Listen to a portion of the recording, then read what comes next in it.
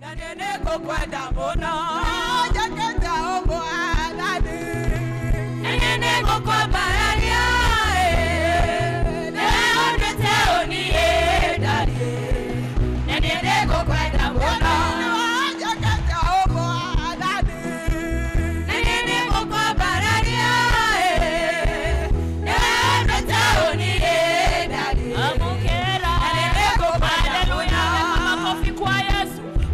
Yesu makofi. Hallelujah.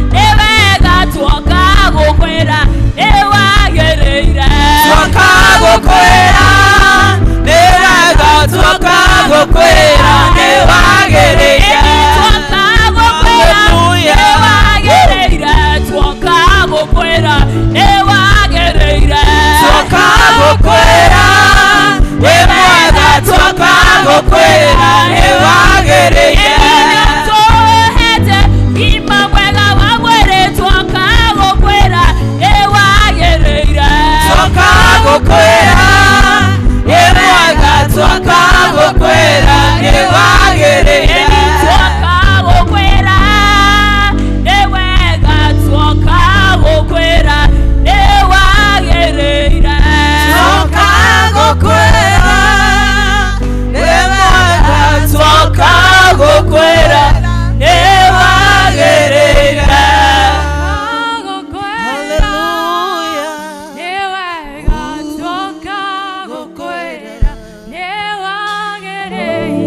twoka gukwera ewega twoka gukwera ewagereire Twoka gukwera wemwega na newagereire Jesu nagutireka Yohana tawe Jesus oh God. We give you all the glory this morning, Jehovah King of glory, because you've been so good to us, oh my Father. You've been so faithful to our lives, Jehovah King of glory. That's why these moments, Jehovah God of mercy, we have a reason of giving you thank you, Jehovah God, of telling you thank you, Jehovah King of glory. We love you, Jesus. Hallelujah. We give you all the glory, my Master, because you deserve all, Jesus, oh my God. Thank you for this day, Jehovah God. Thank you, my Master. Thank you for the gift of life, my Redeemer. We exalt your holy name, oh Father. We give you adoration, my Master, because you deserve all. Whom can we compare you with, oh my Father? We love you, Lord. No one and nobody. Wewe ni Mungu wa kipekee Yesu. Wewe ni Mungu wa kipekee, ndiposa tunakuinua tukisema ni asante Jehova Mungu wa Israeli. Pata nafasi ndani ya maisha yetu Yesu. Hallelujah. Thank you Jesus. Hallelujah. I love you, Lord, for your mercy never fails me. All my days I've been held in your hand. From the moment that I wake up until I lay my head, I will see all the goodness of God. I love you, Lord, for your mercy never failed me.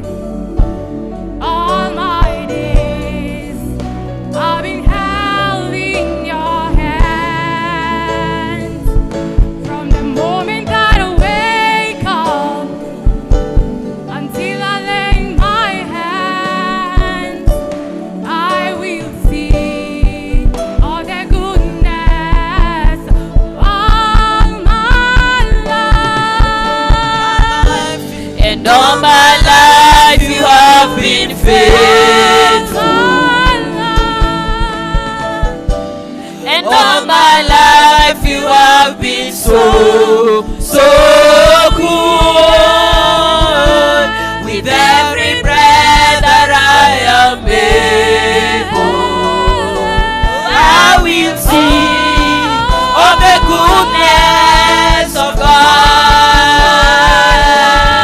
God. And all my life you have been faithful, and all my life you have been so good. With every breath that I am able, I will sing of the goodness of God.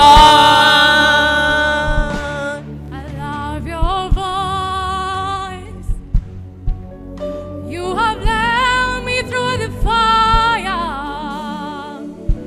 in darkest night.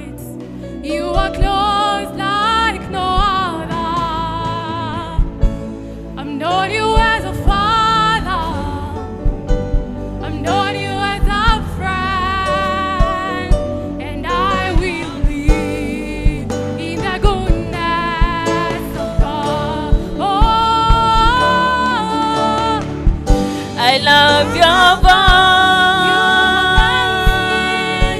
You have led me through the fire in darkest night. You are close like no other. I've known you as a father. I've known you as a friend, and I have lived in the goodness of God. And all my life you have been faithful. And all my life you have been so good. Every breath that I am able, I will sing of the goodness of God. And all my life you have been faithful. And all my life you have been so good. With every breath that I am able, I will sing of the goodness of God. And all my life you have been faithful. And all my life you have been so good. With every breath that I am able, I will sing of the goodness of God. Your goodness is running after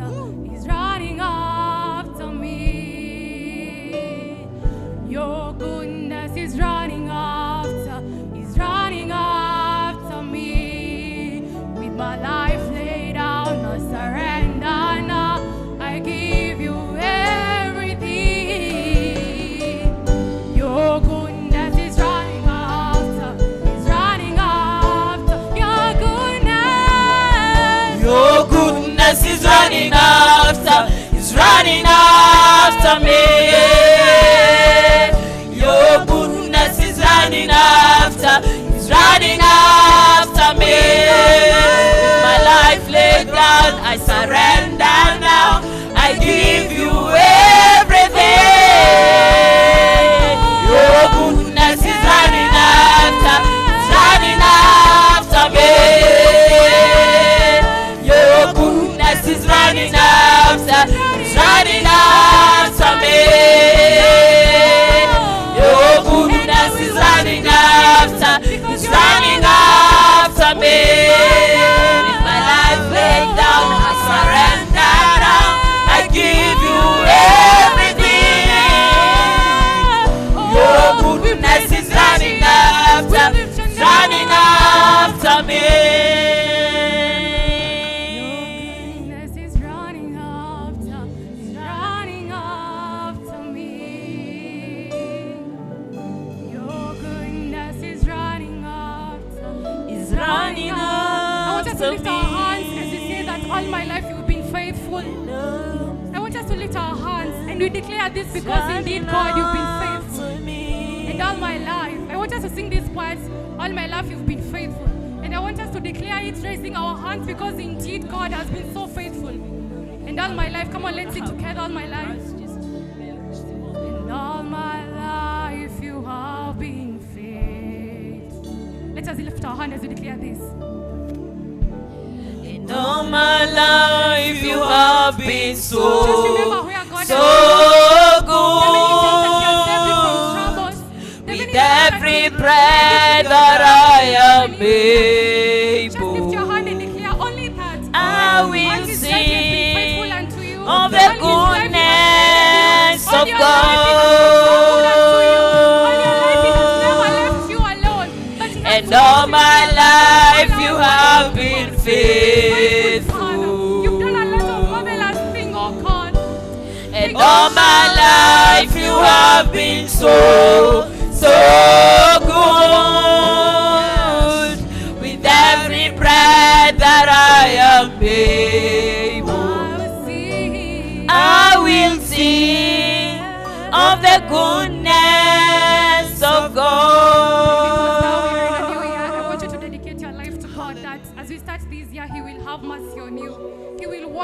you. Because if you allow him to start with you this year, you're not gonna suffer. He's gonna start with you. He's gonna walk with you through many challenges that you might face. Just live all your life unto him. Tell him, God, I'm begging your mercy that if I start this year, oh God, that you may walk with me each and every step that I'm gonna take in life. That you may not leave me, God, because if you leave me, I'll not go by myself.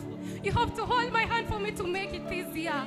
I want to become a winner. I don't want to repeat the last year's things that I used to do, but I want to start as a new me.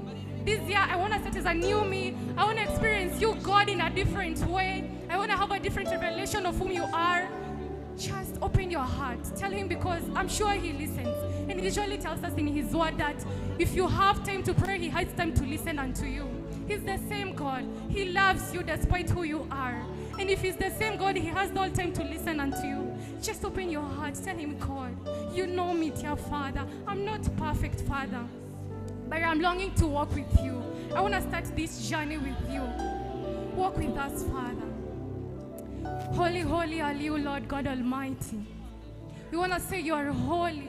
You are holy, Father, and no one can be holy like you, Jesus. You are God on your own, Father. You are God on your own. There is none like you, Jesus. No one can even be compared with you. You tell us that even our thoughts cannot be like your thoughts. And help us to fear you, Father. Help us to know who you are, oh God. Help us to fear you, because in your word you've told us, Father, that the fear of the Lord is the beginning of wisdom. May we have that fear in us, oh God. May we even fear, dear Father, to do evil things, but to trust in you, Jesus. You are holy. You are holy, Jesus. You are holy. Holy are you, Lord God Almighty. What is the Lamb? What is the Lamb? You are holy. Holy are you, Lord God Almighty. What is the Lamb? What is the... Come on, let's declare together that you are holy. You are holy, holy are you, Lord God Almighty. What is the Lamb? What is the Lamb? You are holy, holy are you, Lord God Almighty. What is the Lamb? What is the Lamb? Amen. Thank you, God. Our God, our Heavenly Father, we come to Thee this morning. We worship You. We glorify You. We adore You. You are the Most High, the King of Kings, the Lord of Lords. There is no other than You. You are Alpha and Omega. You are Jehovah Rapha. You are Jehovah Nissi. You are Jehovah Yahweh. You are Jehovah Abba. We glorify You. We magnify You. You are the Most High. This morning, oh God, everyone who is here has come to worship You, has come to glorify You. There is no other than You, oh dear God. You are the Almighty God. You are our Father. Dear God, this day we confess our sins, for we have strayed away from thy paths of righteousness. We have disobeyed thy commandments, O God. We have strayed away. God, we pray that you shall draw us close to you. You shall guide us back to your holy paths. You shall enable us to see you in the darkness, O dear God. In the darkness of our souls, O dear God, we pray that you shine a light. And, O dear God, you draw us close to you. Wash us by the blood of Jesus that was poured on the cross for the remission of our sins. Wash us, O dear God. Cleanse us and make us holy sacrifices for thy use, O dear God. We draw close to you in adoration. We draw close to you, O God, as our family of believers. Dear God, we confess that, dear God, knowingly or unknowingly, we have sinned, oh dear God. Fathers have abandoned their families. Mothers have pushed away their families. Children, oh dear God, have abused their parents and have not been obeying them. Dear God, cleanse us and make us holy and pure, oh dear God. This day, oh dear God, we come to thee with thanksgiving. For dear God, you have brought us from last year to this new year, oh dear God. Many would have wanted to see this year, oh dear God, but they are not there. It's not that we have been so good, oh dear God, but it's because of thy grace that we are here. It's because of thy love, oh dear God, that we are here. We thank you. We thank you, dear God. We thank you for our families. We thank you, dear God, for this nation. We thank you for all that you have done for us. Thank you, dear God, from the bottom of our hearts. We are grateful unto you, oh dear God. This day, oh dear God, we commit our lives into thy hands. We know that you are the only one we can rely on, oh dear God. We know that without you we can do nothing, oh dear God. We know that we can go nowhere without you, dear God. We come to thee, oh dear God, putting ourselves into thy hands. We put this nation into thy hands, oh dear God. There are many things that are happening, but oh God, you can see into the hearts of men. We can see into our souls, oh dear God. We commit this nation into thy hands. We commit the president into thy hands, oh dear God. We commit the deputy president into thy hands, oh dear God. We commit the leaders into thy hands, oh dear God. We pray for wisdom. We pray, oh dear God, that you shall guide every one of them. Every one of them, oh dear God. Whatever decisions they make, that God, you shall guide them. That you shall be with them. Every point that they sit down to make decisions for this country, oh dear God, you shall be with them. We pray, oh dear God, for the families. We pray for the fathers. That, dear God, as the heads of their families, you shall be with them at every point. Wherever, oh dear God, there are opportunities that they are missing, that you shall open doors for them, that you shall guide them, and you shall enable them to guide the families. We pray for mothers, oh dear God, as they pray, as they put the families in thy presence, oh dear God, that they shall pray for proper leadership, that they shall pray, oh dear God, for you to be their guide and to be the guide of their families. We pray for the children. Pray for obedience. We pray, oh dear God, that you shall lead them and they shall be able to honor and obey their parents, oh God. God, we pray for the church. Wherever people have gathered, praise and worship you, to pray to you, oh dear God, to pray that you may guide them, that God, you shall guide the church. Every church, wherever it is in the world, you shall guide the church, oh dear God. We pray that it shall be the leaders, the religious leaders, the guide of the souls of men, the guide, oh dear God, wherever things are going astray. They shall remember, the church shall remember to pray and bring the people to you, oh dear God. We pray for thy guidance, for thy honor in the church, oh dear God. We pray for restoration in the church, oh dear God. We particularly remember our church, the PCAA church.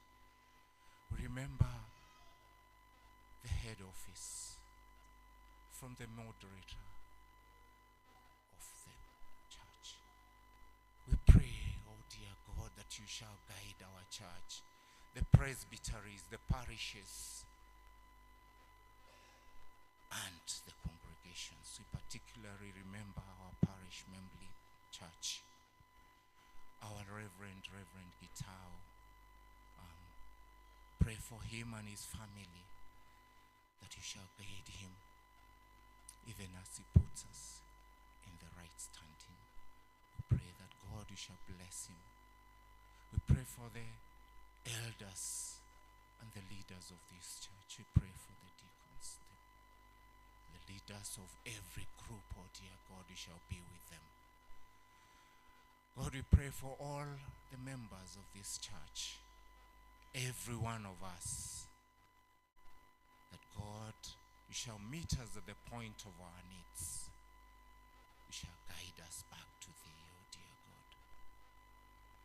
Dear God, we pray for the sick. There are those who are not able to be in the churches, oh God, because they cannot. They are sick and in the hospital beds. Stretch out thy hand of healing, oh God, and touch them. Heal them, oh dear God, of all their infirmities, oh God. Heal this nation, oh God, also of all the pestilences. Be with us this day, oh God. We pray for the preacher of the day, the one who shall minister thy word, that God, you shall give him the word that comes from thee, the word that has come from thee, O dear God, that it shall edify each one of us and meet us, O God, at that point where we are most lacking. It shall meet us, O God, speak to us, and we shall receive from thee, O dear God. Guide us, for we pray this in the mighty name of God, Jesus Christ. Amen. Our Father, who art in heaven, hallowed be thy name. Thy kingdom come, thy will be done on this earth. Give us this day our daily bread, and forgive us our trespasses, as we forgive those trespass against us. And lead us not to temptation, but deliver us from evil. For thy is the kingdom, the power, and the glory, forever and ever. Amen.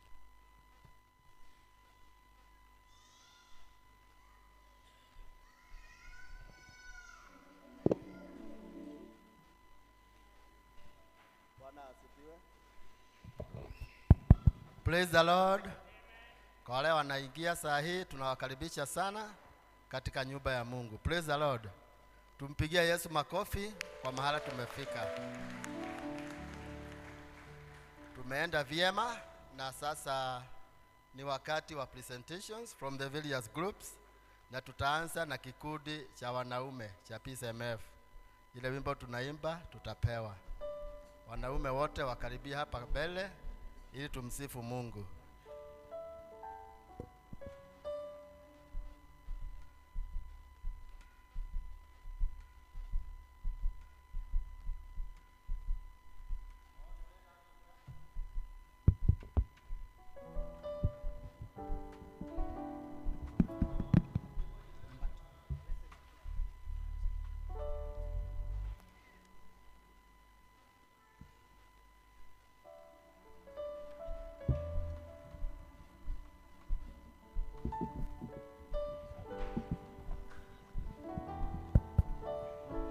We're going to sing song number 2, Blessed Assurance.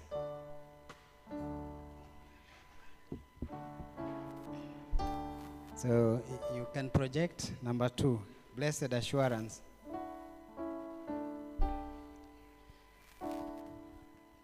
Okay.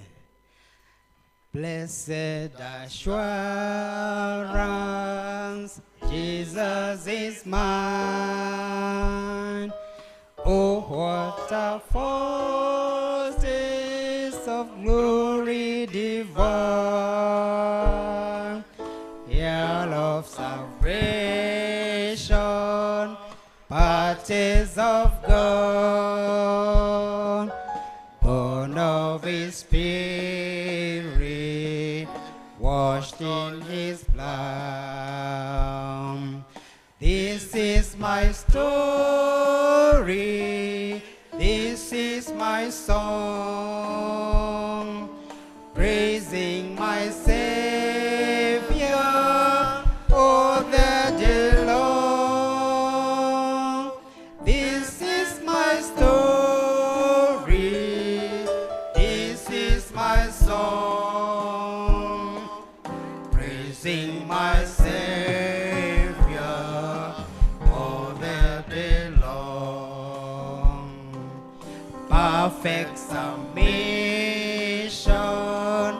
perfect delight, visions of rapture now burst on my side. Angels descending, bring from above, echoes of mercy, whispers of love.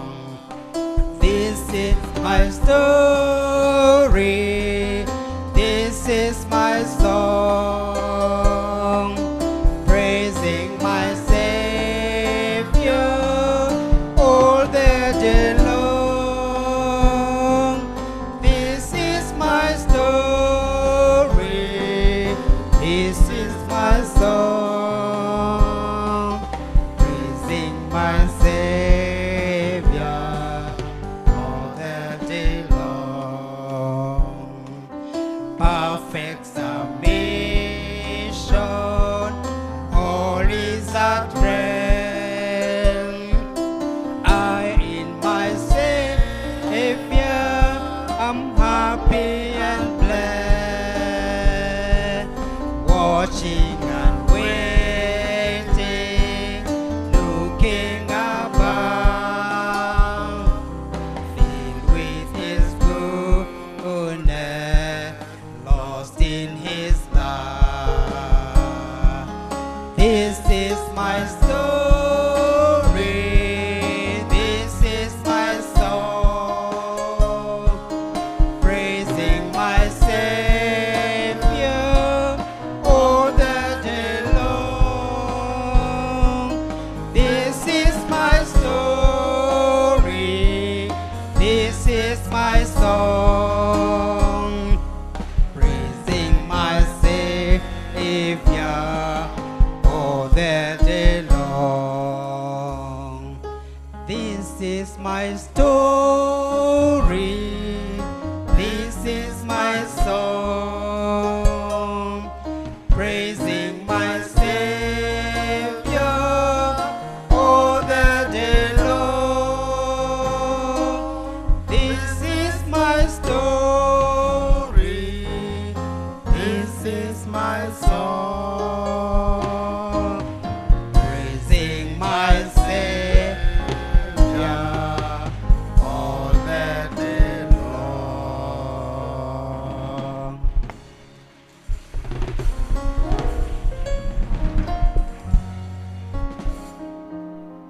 Praise the Lord.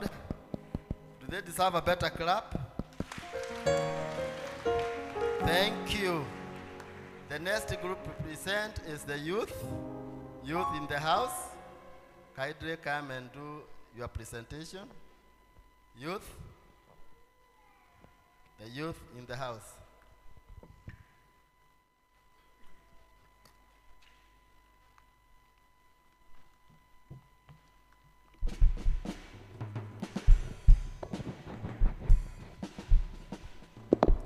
Praise God. Praise God again. Wanarika.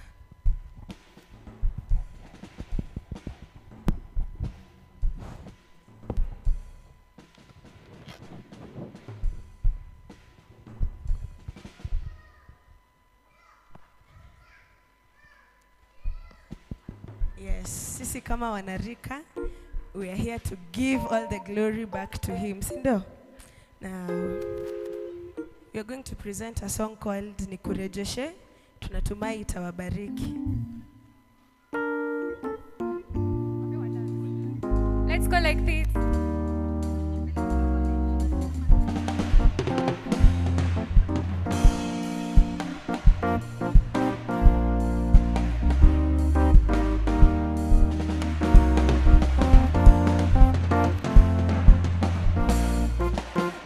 Nasikia kuitwa na sauti yake, anasema njoo kwangu nikurejeshe yaliyoibiwa, yaliyochukuliwa na mwovu. Anasema njoo kwangu nikurejeshe. Nasikia kuitwa na sauti yake, anasema njoo kwangu nikurejeshe yaliyoibiwa, yaliyochukuliwa na mwovu. Anasema njoo kwangu nikurejeshe. Nasikia kuitwa na sauti yake, anasema njoo kwangu nikurejeshe yaliyoibiwa, yaliyochukuliwa. Anasema njoo kwangu nikurejeshe. nikurejeshe, nikurejeshe. Anasema njoo kwangu nikurejeshe. nikurejeshe, nikurejeshe. Anasema njoo kwangu nikurejeshe.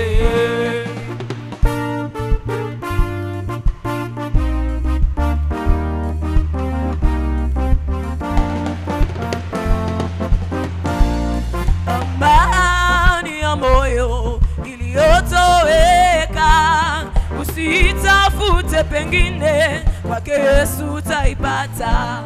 Furaha ya kweli iliyotoweka, usitafute pengine, kwake Yesu amani ya moyo iliyotoweka, usitafute pengine, kwake Yesu utaipata. Furaha ya kweli iliyotoweka, usitafute pengine, kwake Yesu utaipata. hapo ndipo hayo mema yatakujilia, atarejesha vyote adui alivyochukua.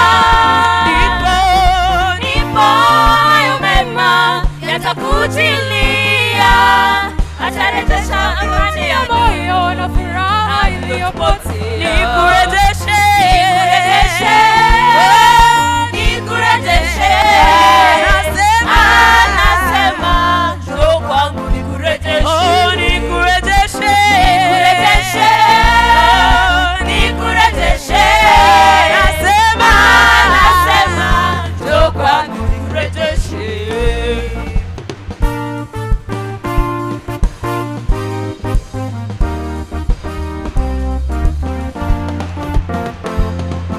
nikurejeshe, nikurejeshe. Anasema njoo kwangu nikurejeshe. oh nikurejeshe, nikurejeshe. Anasema njoo kwangu nikurejeshe. nikurejeshe, nikurejeshe. Anasema njoo kwangu nikurejeshe.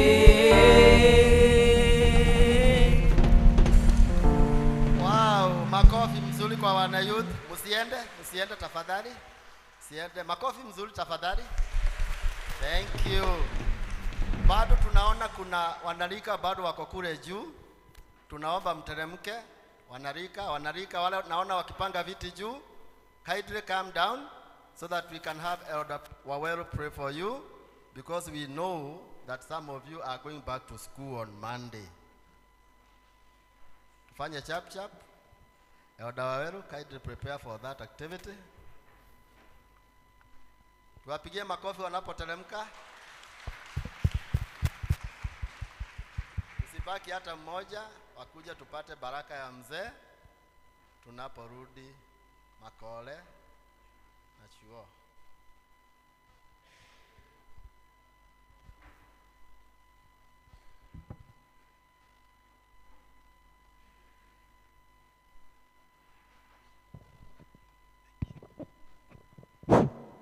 Praise God, Kanisa. Church, Happy New Year. We need to thank God for bestowing us a new year. It is through His grace that we are alive today. Many would have aspired to be here, but now we are greatly blessed. Before we pray with our youth, first of all, we want to say that we really appreciate when we look at you, when we see you, we are filled with joy as your parents, realizing that it has been a journey.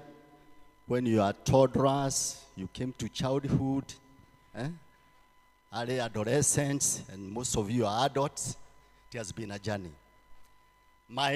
Ours is as parents, is to ask you to focus.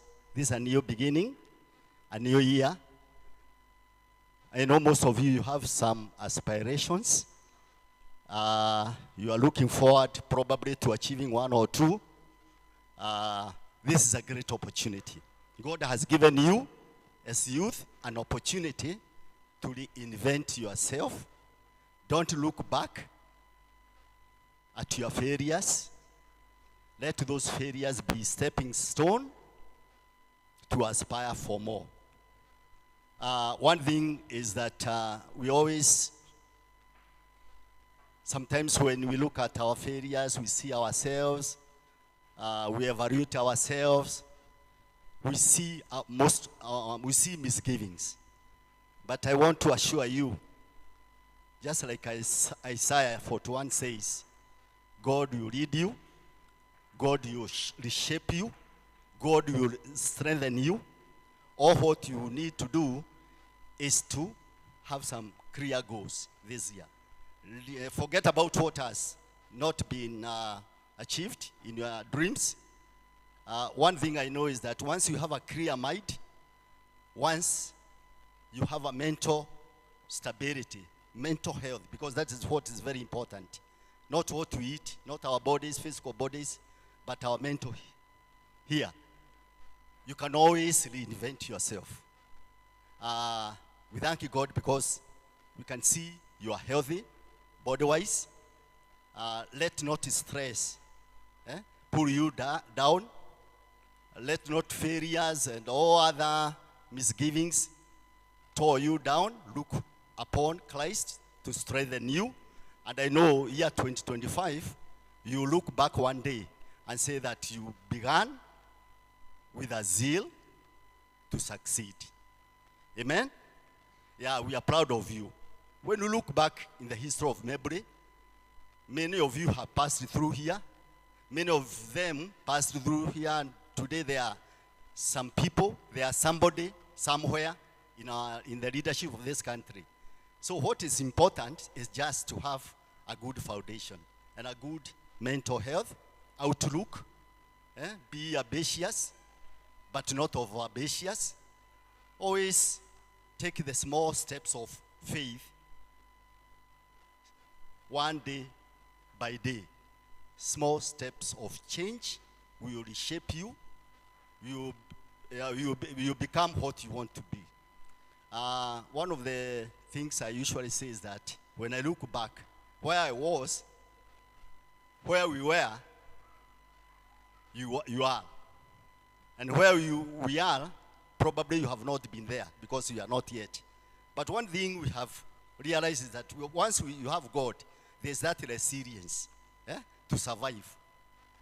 So don't be dismayed. Don't be over-engrossed in media. So many things are happening. Invent yourself in a more structurally and more fruitful adventure. And with that, God will help you. And because you have the backing of your parents, the world, the well-wishers, you make it in life. So let us pray for our youth. Our Father Almighty God, again, we want to thank you, most gracious God. Thank you for giving us yet another day. And most gracious, because this is a new beginning, 2025. When we look back, Lord, you have been gracious. You have been faithful to us as a church, as a community, and even as parents with our children. We know that now this is the first week out of 52 weeks in the year. There are about 31 million seconds remaining in the year, and about 560 minutes remaining in the year. All what we pray that, Lord, help us now to use those many seconds, millions of seconds, millions of minutes, and 51 weeks to obey your commands. And more so, we pray that, Lord, that you help our youth who are in front of us and many others who are not able to come. Let them see the end from the beginning. This is now the beginning of the year. Let them see the end with faith, with trust and hope. Let them not be dismayed. Let them not fall into the trap of the evil one.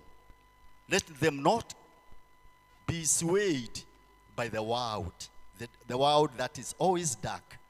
Help them, Lord, to see the light, and your Holy Spirit will guide them. We want to thank you because of this vibrant youth of this church, this parish. Help them to stand in the gap when it comes to the truth, when it comes to saying no, when there's a reason to say no, and more particularly the evils of this society. We want to rely on this youth because, Lord, we know that you are going to empower them to know the truth that will set them free. Thank you, Lord. Help them to avoid the indulgence of alcohol and substance abuse, Lord. Help them, Lord, to keep off the path of alcoholism that destroys their brains. Help them, Lord, even from the swathe of smoking, Lord. We know that, Lord, when all those misadventure, they not only bring them anguish, but also they destroy their faith. We want to pray and want to trust as children, as your children, that, Lord, you are going to guide this youth and all others who are out there. And even those who are languishing, probably because of lack of knowledge, may you restore their health. We want to pray that, Lord, our church will also formulate good policies that will guide this youth so that they enjoy and find love in your worship. We want to thank you, even as they go to their places, their different areas of life. Others will go to universities. Some of them will even go to colleges. And others, probably they are working. May you find favor in all their adventures. Thank you, Lord, because you are going to guide them from this first week of the year.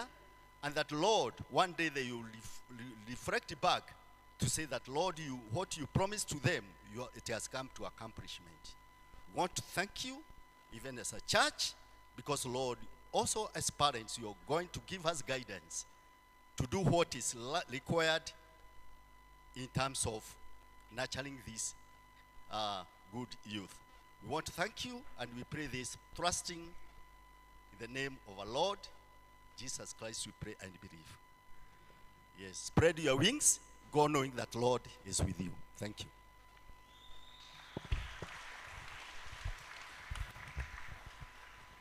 Thank you, Elder Wawelu.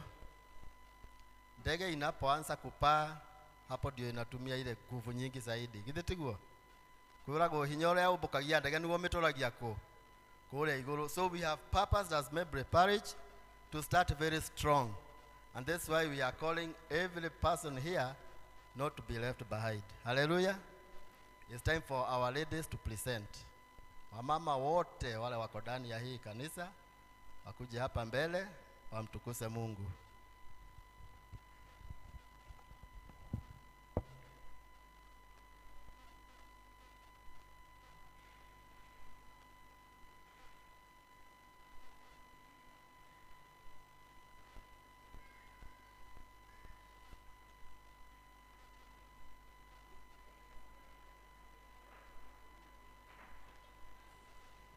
Bwana Yesu asifiwe. Simi naona wamama wengine wameketi. Ona nikafatua kile ithuothe tugoce Jehova ni tondu ni tukwenda kwambiriria na ngia iguru muno this year na nigetha twaino muthi tuture tuinaga the whole of this year na Ngai atuhe favor yake. Tukuina rwimbo turamenya ni tugutongorio ni elders haha. Elder Joyce. Horo wa moyo ndithanganagia tondu muteteri moyo nyoigire wothe mwiho ketendaga conorithio nyoigire wothe mwiho ketendaga conorithio gakena teida mwana Jesu na dai kwa soro ya uo na menya kuna tuda wakivito de wakinya na menya tuda wakivito de wakinya gakena na demogose Jesu na menya de wa moyo ine na menya kuna tusa kanida kanyona lege na menya kuna tusa kanida kanyona lege dakena taida mwana Jesu na dai kwa soro ya uo na menya kuna tuda wakivito de wakinya na menya kuna tuda wakivito de wakinya tidero nedelireirie moyo ona harĩa itarĩ hinya kanwa thani Jesu agwete guoko Saitani ndehota namo thani Jesu agwete guoko Saitani ndehota atendake na taida mwana Jesu na dai kwa soro ya uo na menya kuna tuda wakivito de wakinya na menya kuna tuda wakivito de wakinya maitho makwa nĩ makeonera ũthiũ wa Mwathani Jesu na guoko gwakwa nĩ gũka gũtheria muoyo wakwa na guoko gwakwa nĩ gũka gũtheria muoyo wakwa gakena taida mwana Jesu na Ngai kwa soro ya uo na menya kuna tuda wakivito nĩ wakira na menya kuna tuda wakivito nĩ wakinya gakuhĩrĩria mũtĩ wa muoyo njiyũrwo nĩ thayũ mũingĩ ona nĩ matunda ma muoyo marĩa ndĩriragĩria na nĩ matunda ma muoyo marĩa ndĩriragĩria gakena taida mwana Jesu na Ngai kwa soro ya uo na menya kuna tuda wakivito nĩ wa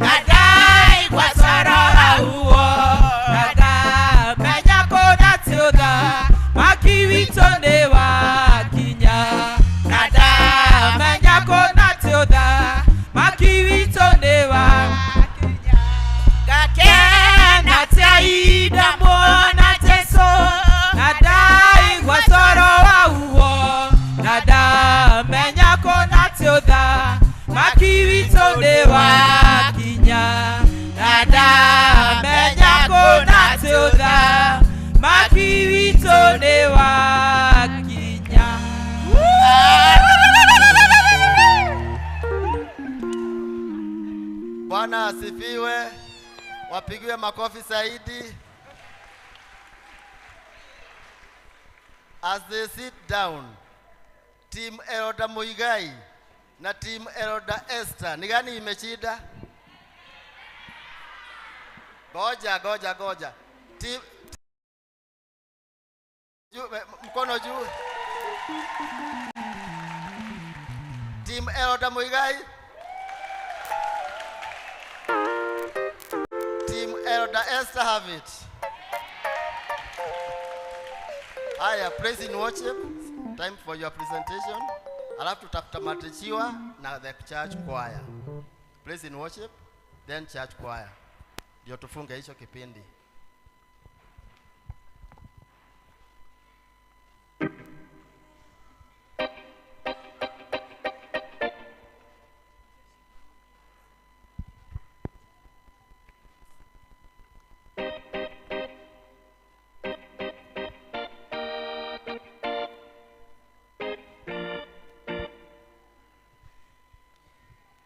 Hallelujah. Bwana Yesu asifiwe.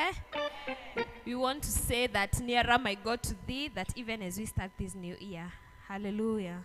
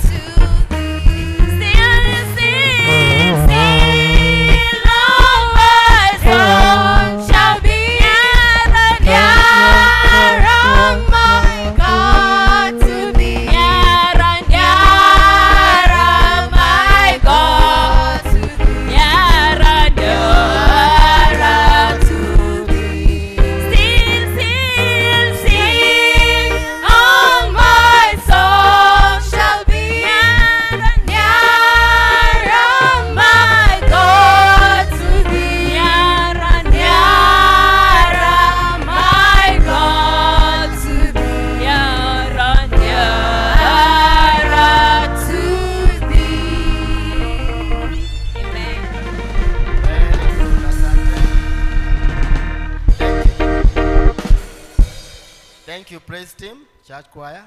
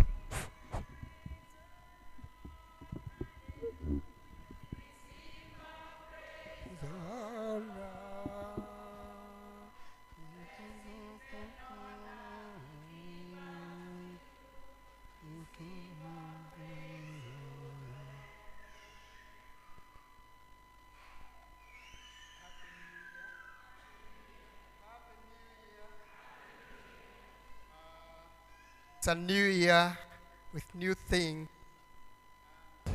I'm inviting everybody who wishes to participate in the choir to be with us right now. Please come in front. Don't worry about what you are going to sing, so long as you be with us. Even from over there, please. Wow, thank you, thank you, thank you, thank you. Good, good, good, good. Thank you, thank you. Thank you. Now, wow, wow, wow, wow. This is good. Now, gentlemen, we don't want to hear Team Elder Muigai versus Team Elder Elizabeth again. Gentlemen, please rise up, because the weakness we are having in the choir, why we can't produce really good music, is because of the male voices. Don't we have any males who can sing, who can reinforce this choir? Please, Elder Muigai from over there. Wow!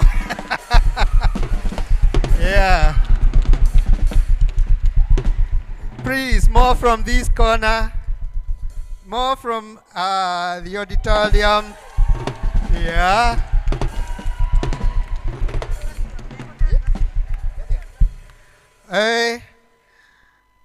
Kuna mwingine mundu wothe thina witu kwa eno ni kwaga migambo ya arume. We have twi mugambo umwe ainagwo ni muthuri witagwo Batia, and since aende we don't have that voice, and tungeigua twina migambo ya arume iria iganire the number, tungeigua wega muno, and mungeigua kwa eno tiyo we muiguaga tene. Njoke ndimwire ni undu wa hihi guoya wa twikaga kwiruta ri, we are ready to change. Mahinda maitu no tucenjie ni undu waku, we wi hau ungiuka kuina agiciri. Please uka tu onoko koragwo wi busy, tukaga Monday 6. That is when we come for practice, starting 6 to 7, that single hour. But we can change it, no to cenjia ni undu waku we hau kiria. Please, onoko ndunagiuka riu, the year is still green, very green. We expect to have you next time. So karibuni everybody, horira acio moka ruhi. And please, let's be together. Thank you very much. Ai, twikire rwimbo.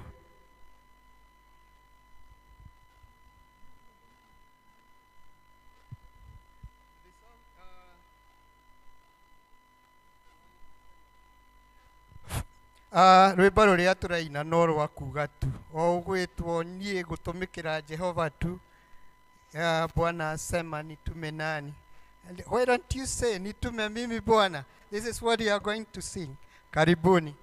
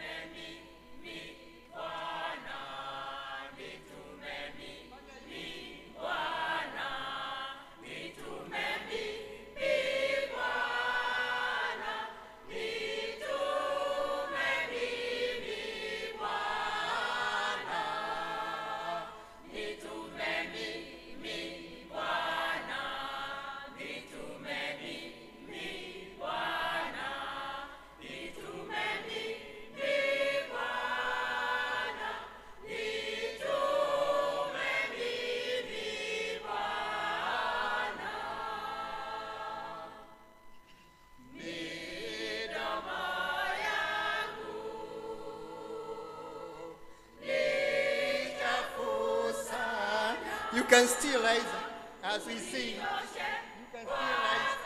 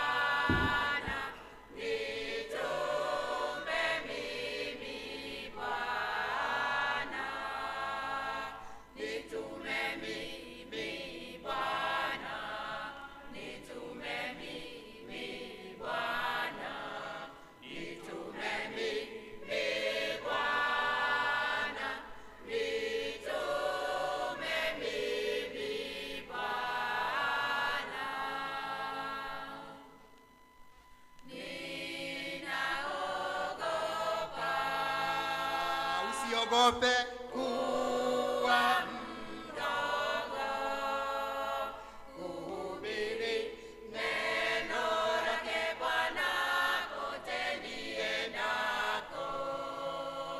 Kuhubiri neno lake Bwana kote niendako.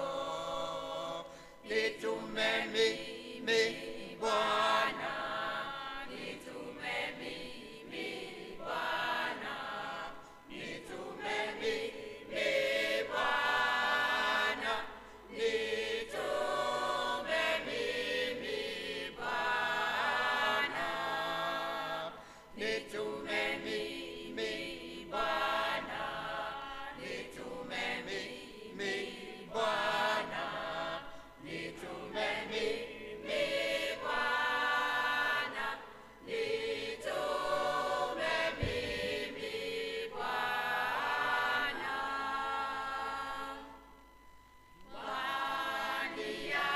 Waniambia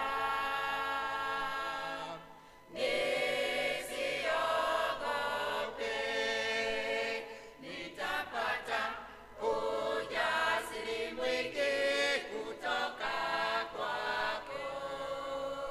Nitapata ujasiri mwingi kutoka kwako. Nitume mimi Bwana, nitume mimi Bwana, nitume mimi Bwana, nitume mimi Bwana, nitume mimi Bwana, nitume mimi Bwana, nitume mimi Bwana, nitume mimi Bwana, nitume mimi Bwana, nitume mimi Bwana, nitume mimi Bwana, nitume mimi Bwana, nitume mimi Bwana, nitume mimi Bwana, nitume mimi Bwana,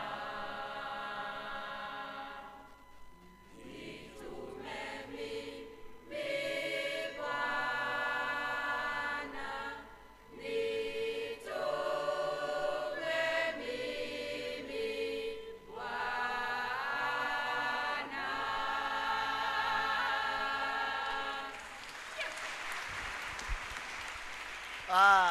Better clap for our choir. Sasa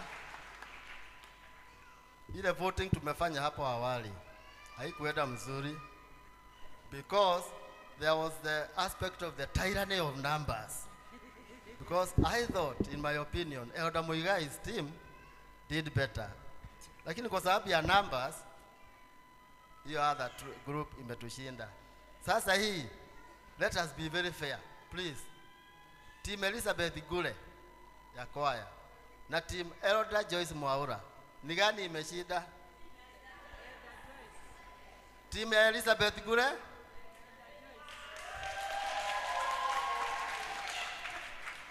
Aya, team ya Elder Joyce Mwaura. I think those ones have tied, sindio? They have tied, which is good. This is what we prayed for during the Kesha. And Elder, utaniruhusu niuliza wale walikuja kwa Kesha wasimame. If you know you attended the Kesha, kindly stand wherever you are. Kama unajua ulikuja Kesha, simama. Bwana asifiwe. Can we clap for this wonderful team?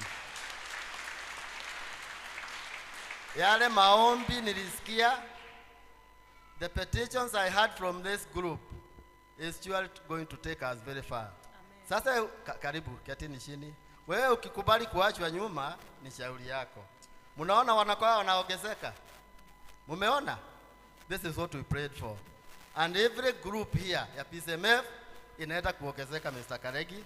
Women's Guild wanaenda kuongezeka. Choir, we are on our way. Praise the Lord. Ni wakati wa watoto. Elder Jane Jaya.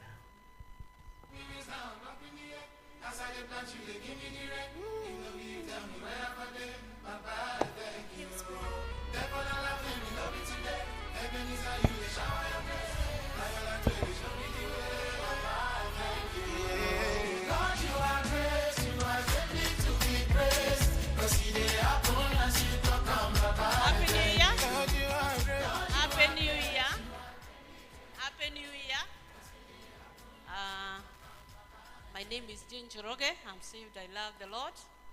On the side of the children ministry, I hope we are also increasing. I'm not going to call people to come in front to frontier to be church school teacher, but I hope you go home with it. You go pondering, thinking about it.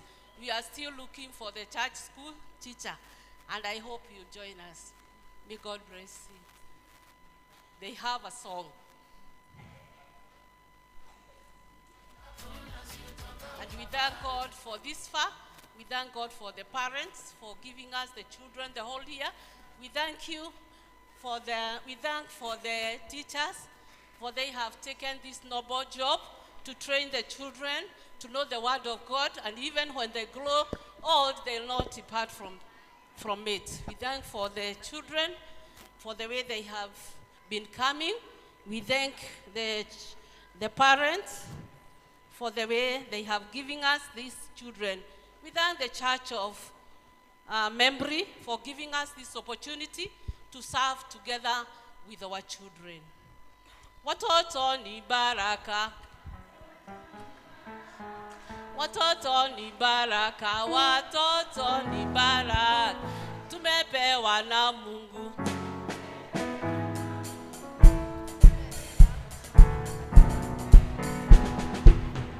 Wazazi ni baraka, wazazi ni baraka, wazazi ni baraka, wazazi ni baraka, tumepewa na Mungu.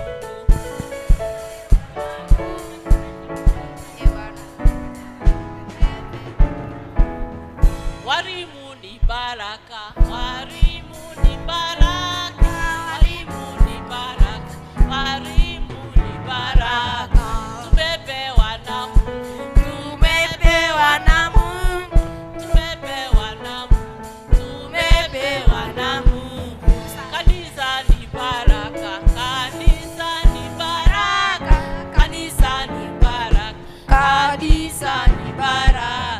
Watoto ni baraka, watoto ni baraka, watoto ni baraka, watoto ni baraka.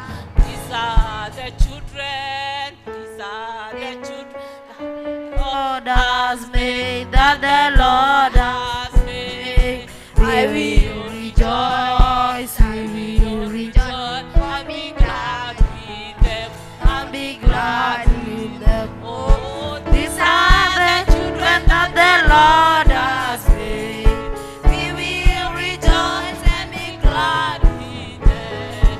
These are the children, these are the children that the Lord has made. children, we are going to sing Heavenly Father, and parents, you're going to join us so that you see what we do up there.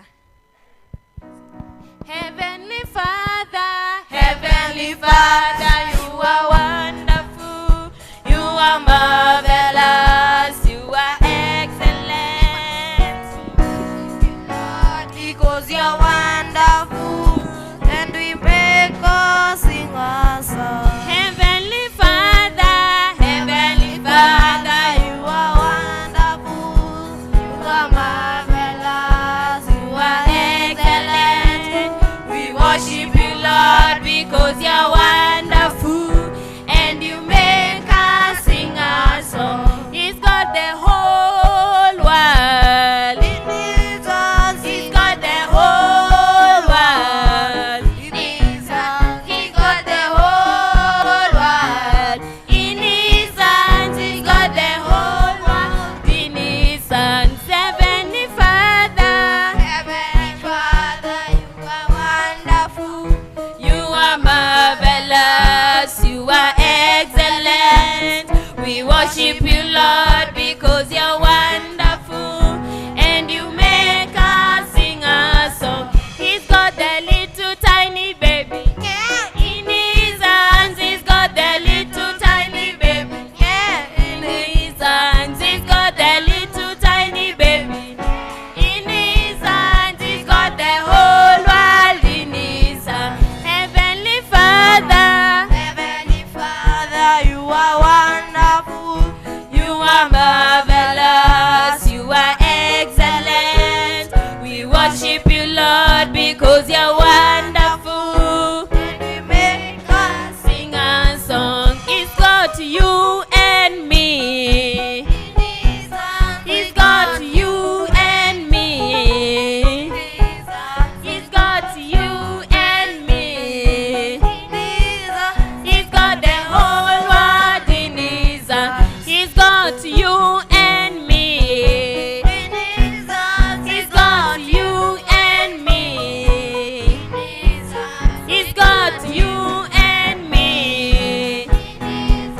He's got the whole world in his hands. Heavenly Father, Heavenly Father, you are wonderful, you are marvelous, you are excellent. We worship you, Lord, because you're wonderful, and you make us sing a song. Oh, Heavenly Father, Heavenly Father, you are wonderful, you are marvelous, you are excellent. We worship you, Lord, because you're wonderful, and you make us sing a song.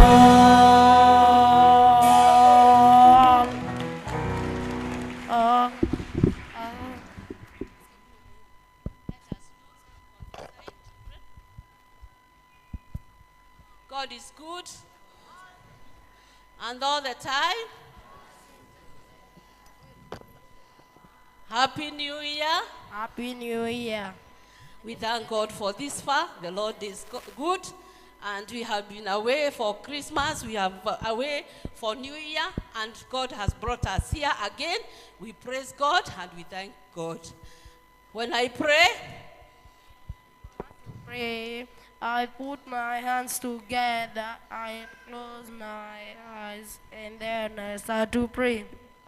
dear Heavenly Father, in the name of Jesus Christ, we are here together with our children, with our thanksgiving.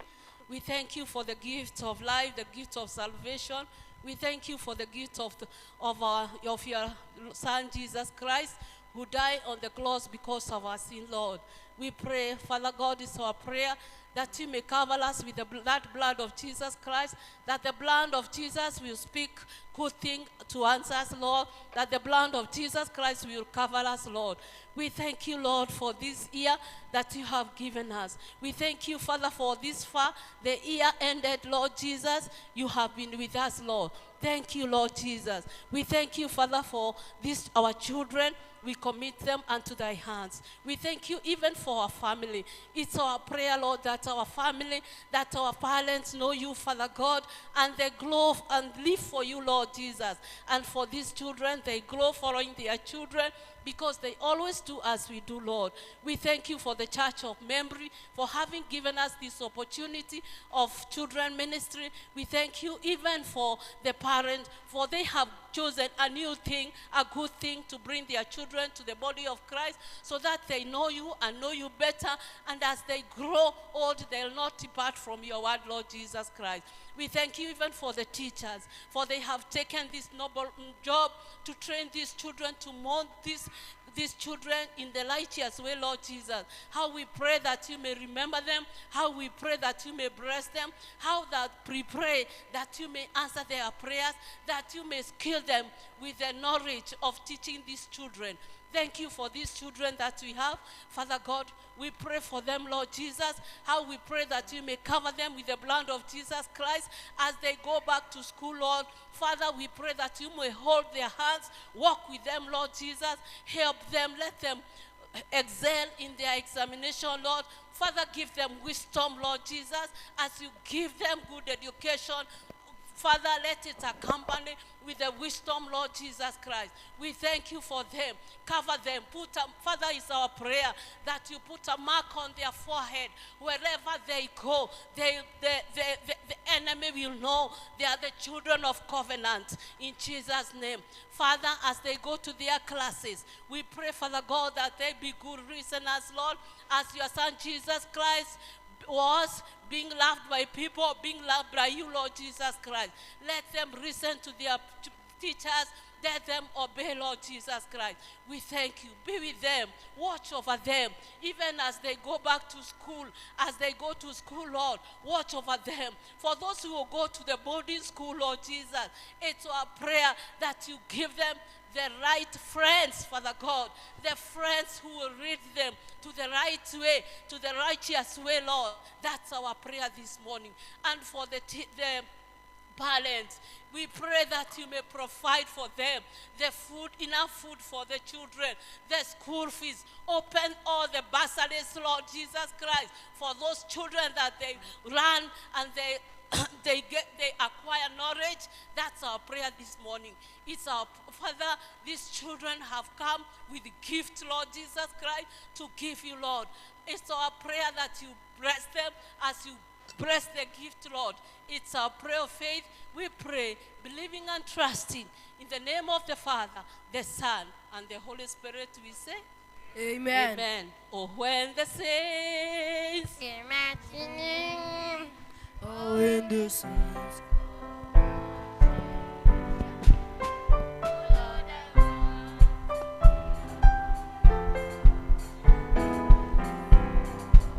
Pigia makofi watoto wanapotoka.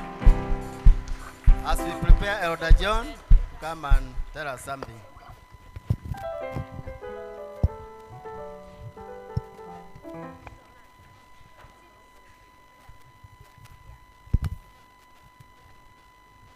Praise God, church. Praise God, church. Yes, my name is John Kamau Bogua, and Jesus Christ is my personal Savior. He has continued to shepherd my heart and even to strengthen my faith. The reason why I have stood is because we have noted that there is one member in this house who is a friend of this church, and she has come all the way from abroad, and she has a place in our heart. So we feel it is good that we give her a chance to say hi. Mama Matthew, naongea juu yako. Karibu sana, utusalimie tafadhali.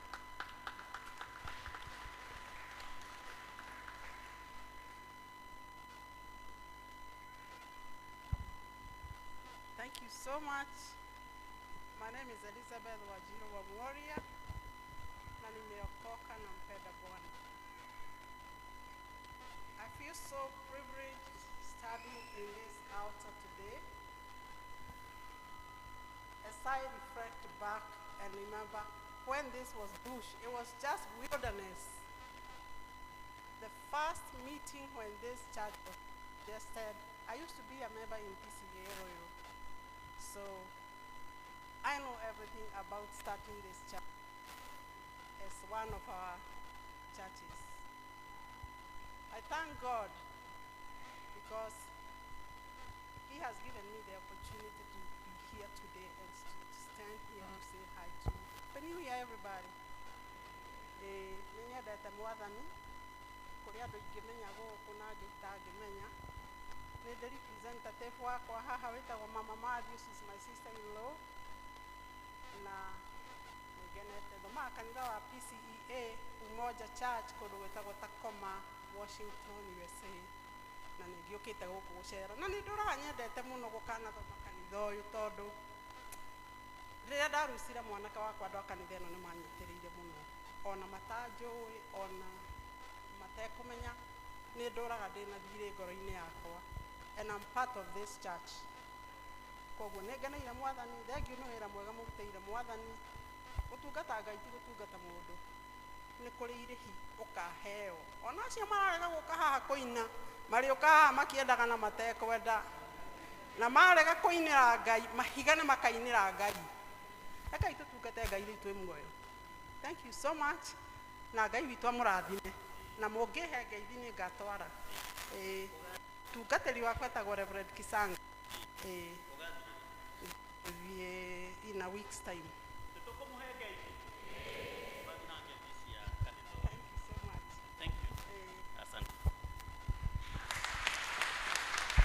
Thank you.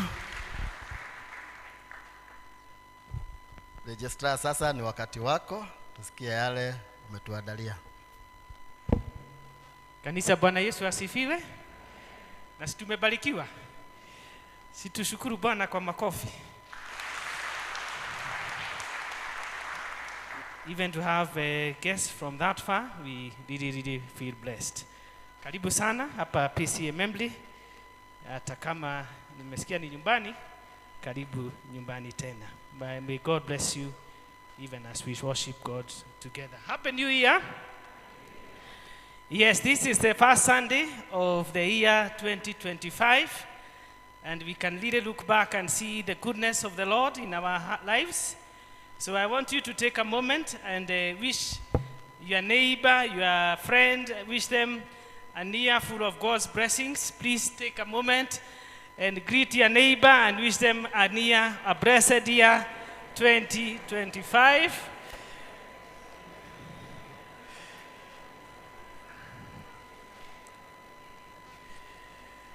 Yes, we really are trusting God for great things in the year 2025, and it will be possible because the Lord is going to be with us.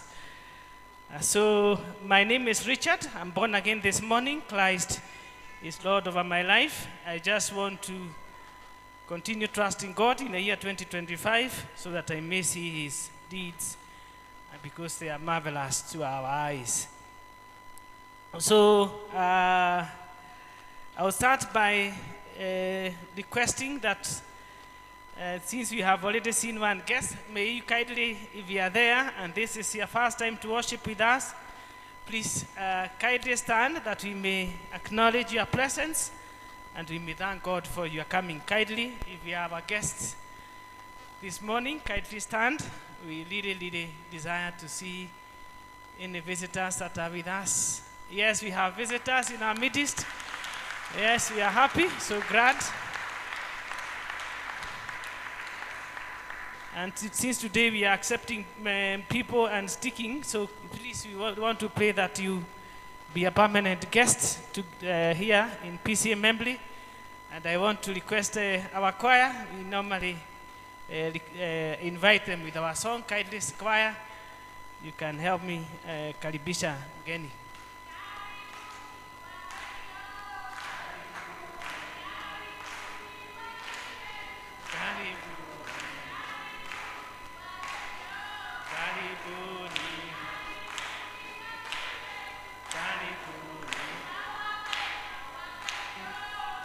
Tawapenda. Tawapenda. Ndio maana tunasema karibuni. Ndio maana tunasema karibuni. Hallelujah. Amen. Thank you. Thank you. Our guests, we kindly request that you may spare some few minutes immediately after the service so that we can get to know one another closely. So please, after the service, we request that we meet briefly and we can share briefly after the service. Please, I have been given greetings from our parish minister, Reverend Ruben Getao. He's not worshiping with us today because he's attending a Thanksgiving service in the home church, but he sent his greetings. Please, do you receive those greetings? Thank you, thank you. So he's well, and he's attending a Thanksgiving service. Today's service is being facilitated by our PCMF. Kindly, if they have done a good job, you could appreciate them. Yes, we are grateful for the men facilitating the service. Feel very much appreciated for preparing the service, and we are really being blessed. Next Sunday, the 12th of January 2025, we shall be having our covenant renewal service. That is next Sunday is our covenant renewal Sunday. The elders shall be facilitating the service, and we shall also have Holy Communion. So please prepare your hearts as we come to the Lord's table. Kindly, we shall have it here in the service, and we shall have one service starting at 9 a.m. And that is the only activity for that day, renewing our covenant to the Lord. So next Sunday, come prepared.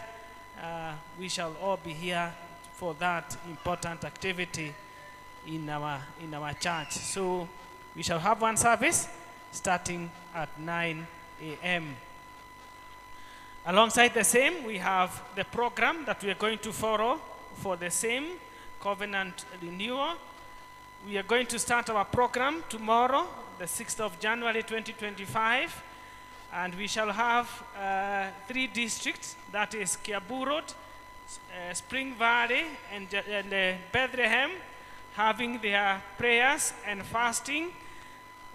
So please, Kiambu Road, Spring Valley, and Bethlehem, tomorrow will be a day of prayers and fasting. Then Tuesday, we'll have Gitodua North, Galilee, and Githogori East, observing prayers and fasting. Then 8th of January 2025, that is Wednesday, we are going to have Gitodua South and Macedonia District, observing their prayers and fasting. Then on Thursday, the 9th of January, we are going to have Githogori West and Canaan District. Then 10th of January, that is Friday, we're going to have Tumaini, Flyover, and Judah District, observing their prayers and fasting. The guiding prayer items, but this is not all. You could pray as the Lord will guide you, but their guiding prayer items is spiritual growth and soul searching. 2 is provision and renewal in the church. 3 is faithful stewardship of time and resources. 4 is healing and restoration. 5 is unity, love, peace in the church, repentance, and thanksgiving.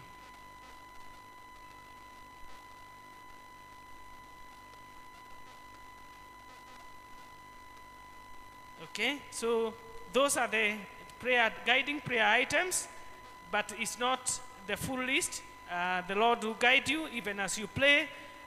Pray as me, and God will answer your prayers. So each day we are going to conclude our fasting and prayers here in church. So each day, the districts that are observing their prayers and fasting, please come to church so that we can end the day together. So that is the activity for the week. The climax will be on Sunday as we observe our covenant renewal service. Number 3 is that we are going to have a CBM meeting, Congregation Board of Management meeting, on Saturday, the 11th of January 2025 at 7 a.m. here in church. The people that are requested to attend are the chairman and secretaries for all groups, including development and the board of the school. We are also requesting the district representatives. Each district will have a representative of the district during the CBM. And we are also going to request the elders that were nominated by the session to join the CBM. So please, those also are requested to attend. So the meeting will start at 7 a.m. and we are requesting the old CBM, the leaders that served in the year 2023, 2024 to come, and also those who have been elected for year 2024, 2025. Please also come, and we want to observe time. Please, by 7 a.m., we want to kick off the meeting so that we can release people on time to attend to other activities. So Saturday is the day for our CBM meeting. All deacons, kindly you are requested to remain behind after the service. We're going to have a very brief meeting immediately after the service for a very important activity that we want to consult after the service. We have a bereavement. There is Mr. Mwai from Macedonia district, listed in the Lord, and Mr. Mwai is a new member to this church. They were in transition to transfer to this church, and he passed on. So kindly, we are requesting the church that we are going to visit the family so that we can pray with them and also offer our support to them. They reside in Miami House, number 019. They are from Macedonia district. And kindly, we are requesting all members that at 3 p.m. today, we're going to visit the family, that we may pray together with them and also offer every support that the Lord will help us to stand with that family at this time of mourning. May we pray for the family. Even as we start the year, it's a challenging moment when we lose a loved one, so they need our support, and we are kindly requesting that all of us, let's go and stand with that family. May the Lord bless you and have a great year ahead. I know God is going to do great things in our lives. Amen. Thank you.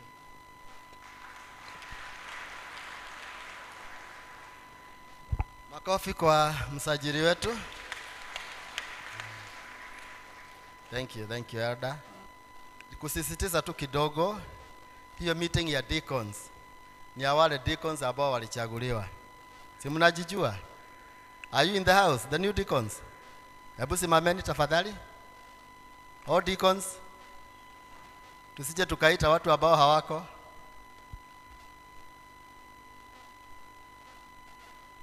Ni hao tu. We are usually almost 50. Kaidre na wasihi. Tukutane hapa dakika 5.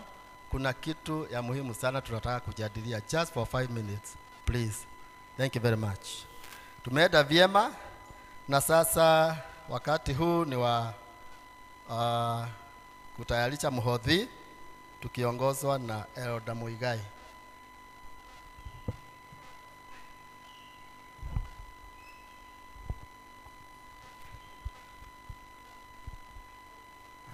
thank God for the new year, and also giving is a form of worship. So we are going to worship God through giving.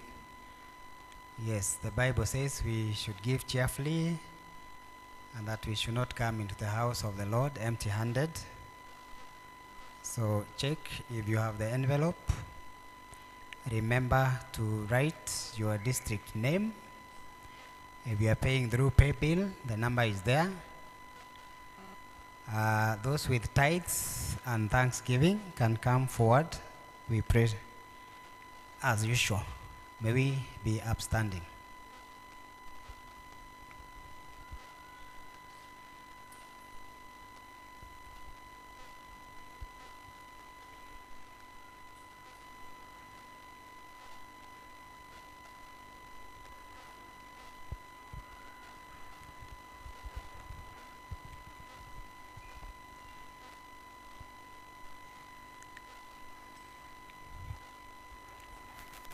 Tuombe. Dear God, we are grateful this morning. You bless us in so many ways. We cannot exhaust if we would count our blessings that you've given us, O Lord. This morning we come to you with the fruits of our labor. From what, Lord, you've given us, we bring into your house to enhance your ministry, that God, we may also meet the needs of your house. We ask this morning that, Lord, you may receive them, and that they may come to you as holy sacrifice, and that, Lord, you may in turn bless us, O dear Lord. We can never bribe you, O Lord. We can never pay you for what you do to us. But we ask you that, God, you may extend your blessing upon us, O Lord. Remember our families, O Lord. Give us peace in our homes. Give us good health. Provide us, O Lord, even with what we so much desire. God, we thank you because you are our God and you are sufficient for us. We have children going back to school. We pray for provision of school fees. We pray for their protection. We pray for their guidance, O Lord. We are starting the year, God, we pray that we may walk with you. Bless the work of our hands, O dear Lord. Those yearning for opportunities to open, Lord, may you open for them. We pray that, God, you may shower us with your blessings. Remember us, O Lord, and more so, we ask that you may bless us abundantly with the inner blessings, Lord. And even as you bless us with material things, may you bless us with your wealth that adds no sorrow. For we pray, believing and trusting in Jesus' name. Amen. Yes, we can put in here.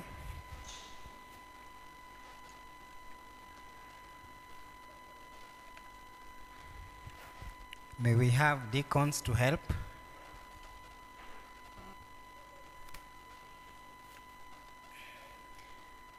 Yes, we have the youth. You have your basket here. Kiambu Road. Kiambu Road and Galili, in that order. Yes, tuharakishe. Let's save time, as the Bible says that you should save time, for the days are evil. Galili, Youth, Kiambu Road, and Bethlehem.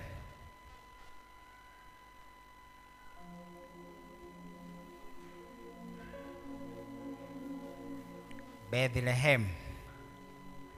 Yes, praise and worship. You can give us a number kwa sauti ya chini.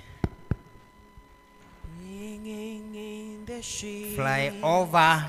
Bringing in the sheaves. We all come rejoicing. Bringing Fly over. in the sheaves. Bringing in the sheaves. Bringing in the sheaves. Gitodhua North. We shall come rejoicing, bringing in the sheep, Bringing in in Githunguri East. We shall come rejoicing, bringing in the sheep, Githunguri East. bringing in the sheep. We shall come rejoicing, bringing in the sheep. Todua South.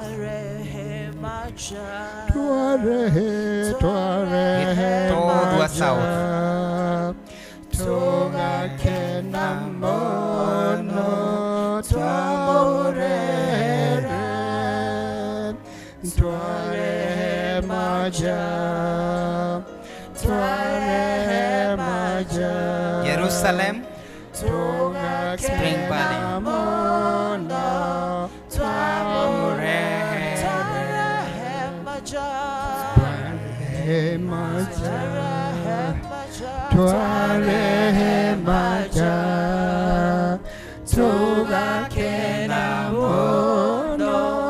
Githunguri West. Githunguri West. Canaan. Githunguri West and Canaan. Tumaini. Canaan and Tumaini.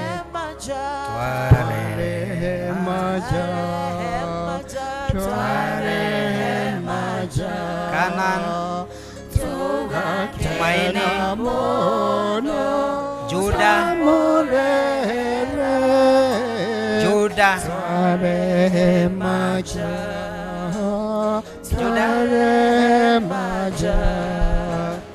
Macedonia.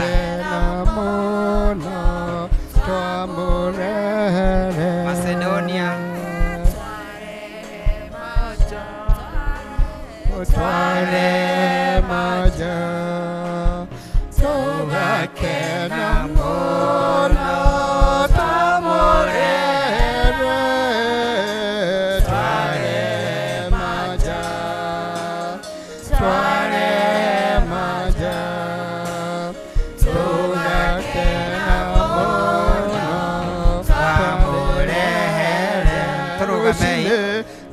You can stand.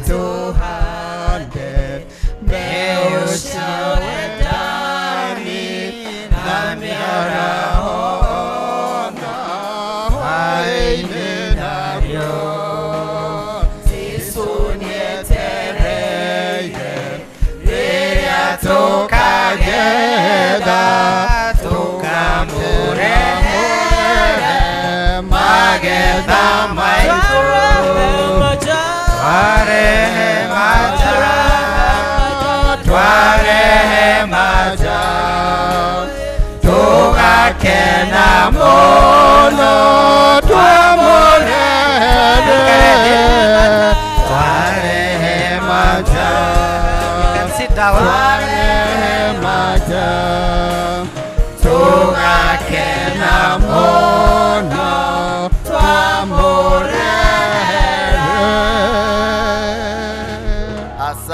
Asante, tuketi. Kuna clarification kidogo ya kwamba hiyo program ambayo imepeanwa ya kuanzia kesho ya maombi, we are not restricting any other district member. Ukijisikia uko na nafasi, tafadhali ugana na wale wako Jute kuanzia kesho. It's not restricted to any particular district, though kuna ile district iko jobs siku hiyo, lakini kama uko available, karibu uungane na wengine. Bwana asifiwe. Sasa ni wakati mwafaka wa kusomewa masomo yetu, na wasomaji watatuambia mahala tutakaposoma. Karibuni.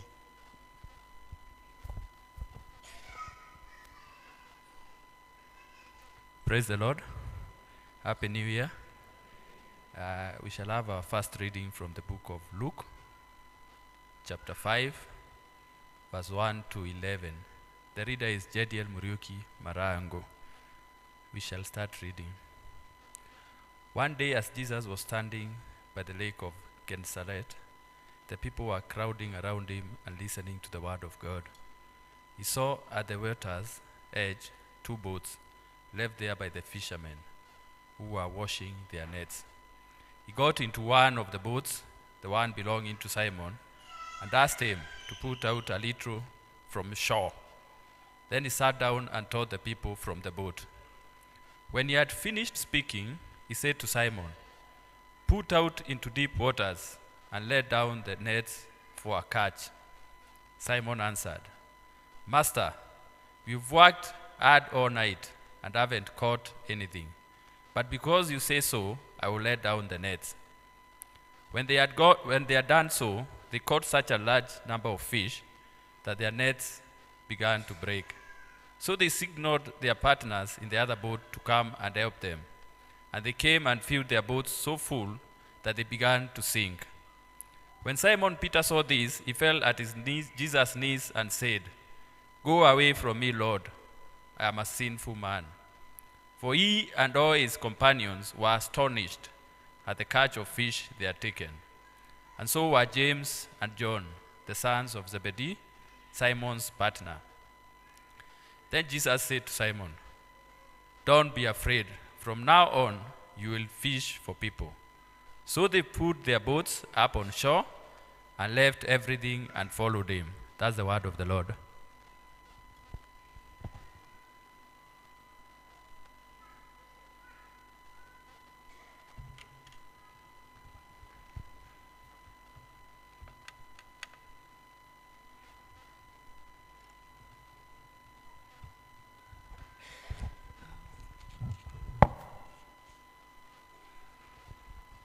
Bwana asifiwe.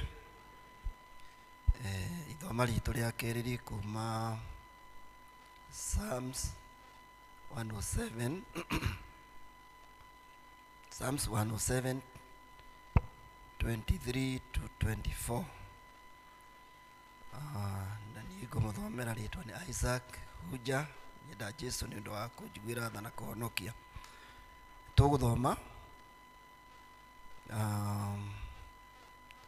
andũ arĩa maikũrũkaga magathiĩ na iria me thĩinĩ wa marikabu, arĩa mathiaga wonjoria kũu maĩ-inĩ maingĩ, acio nĩ monaga mawĩko ma Jehova, maũndũ make me magegania, magakĩmeyonera me maĩ-inĩ macio marĩ kũu. Amen. Mwathani arathime mathomo make merĩ, rĩtwa rĩake rĩgocagwo.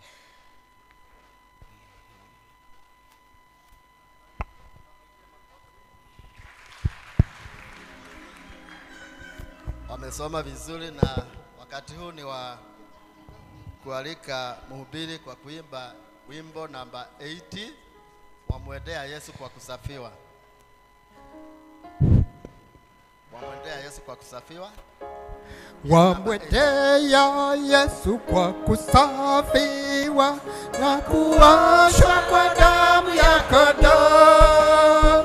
Neema yake atumwagia, tumeoshwa kwa damu ya kondoo. Kuoshwa kwa damu itakasayo ya kondoo. Ziwe safi kuwa nyeupe mno, tumeoshwa kwa damu ya kondoo. Wamwandama daima mkombozi na kuoshwa kwa damu ya kondoo. Yako kwa msulubi wa makazi, umeoshwa na damu ya kondoo. Kuoshwa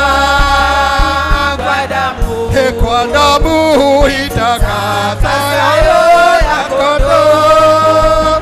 Ziwe safi kuwa nyeupe mno, mmeoshwa na damu ya kondoo.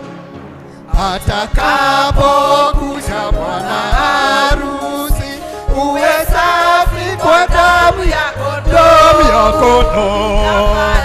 Kwenda mbinguni mavazi yakanone kwa damu ya kondoo. Kuoshwa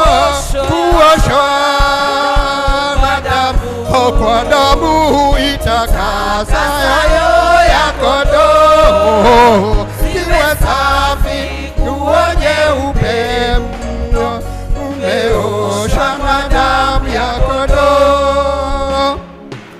yatupwe yaliyo katika sehemu ya kuosha kwa damu ya kondoo.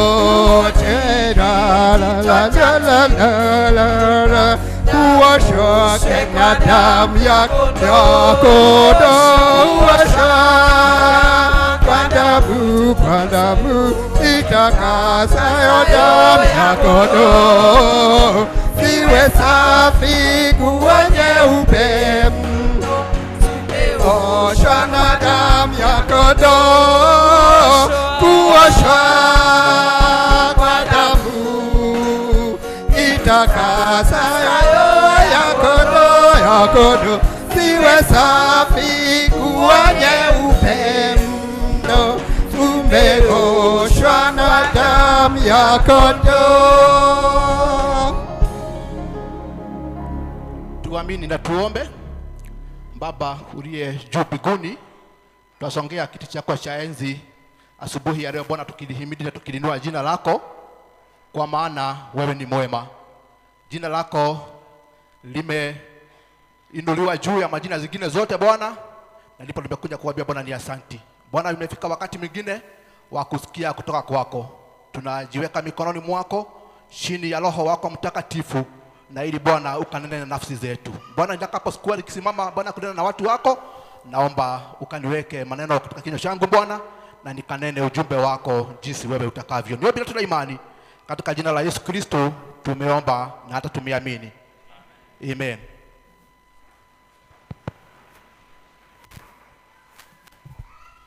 Naomba nibadilishie hii microphone ama. Happy New Year. Happy New Year. Mungu ni mwema na kila wakati. Mungu ni mwema na sana sana wakati wa leo ambao ametupatia, na ili tukuje tusikie vile mbingu inavyonena. Kwa majina yangu niite Kabilo, nimeokoka kwa neema ya Kristo, akaniokoa na amenidumisha, na nimeona wema wake. Nazidi katika kung'ang'ana, na ili nitakapokuwa nimemaliza, nimehitimu, nikaupate ufalme wa mbinguni. Naomba tutatumia lugha zote na ili tukaelewane, na tusije tukapata kuna wengine wametoka bila kusikia neno la Mungu. Jitako Kabilo, tugudauga na nihonokete, Kristo ni mwathi wa ngoro yakwa. Ndira twarie ciugoni na tinini, ntondo kiugo kia Ngai ni kinene na kigana mwene kio. But before I just bring the word of God to you, I just want to inform you something. I'm from Madeira. For those of you who might be aware, na kuna wakati ilifika wa kijana mmoja akaiba kuku. Na wakati aliiba kuku, watu wakakusanyika katika kijiji, wengine wanataka kumpiga na mavimbo, wengine wanataka kumuua, lakini kuna mama mmoja alikuwa anasema, "Wacha! Wacha! Wacha!" Sasa mwingine akakuja na mafuta ya taa. Akamwambia, "Si umesema tumuashe?"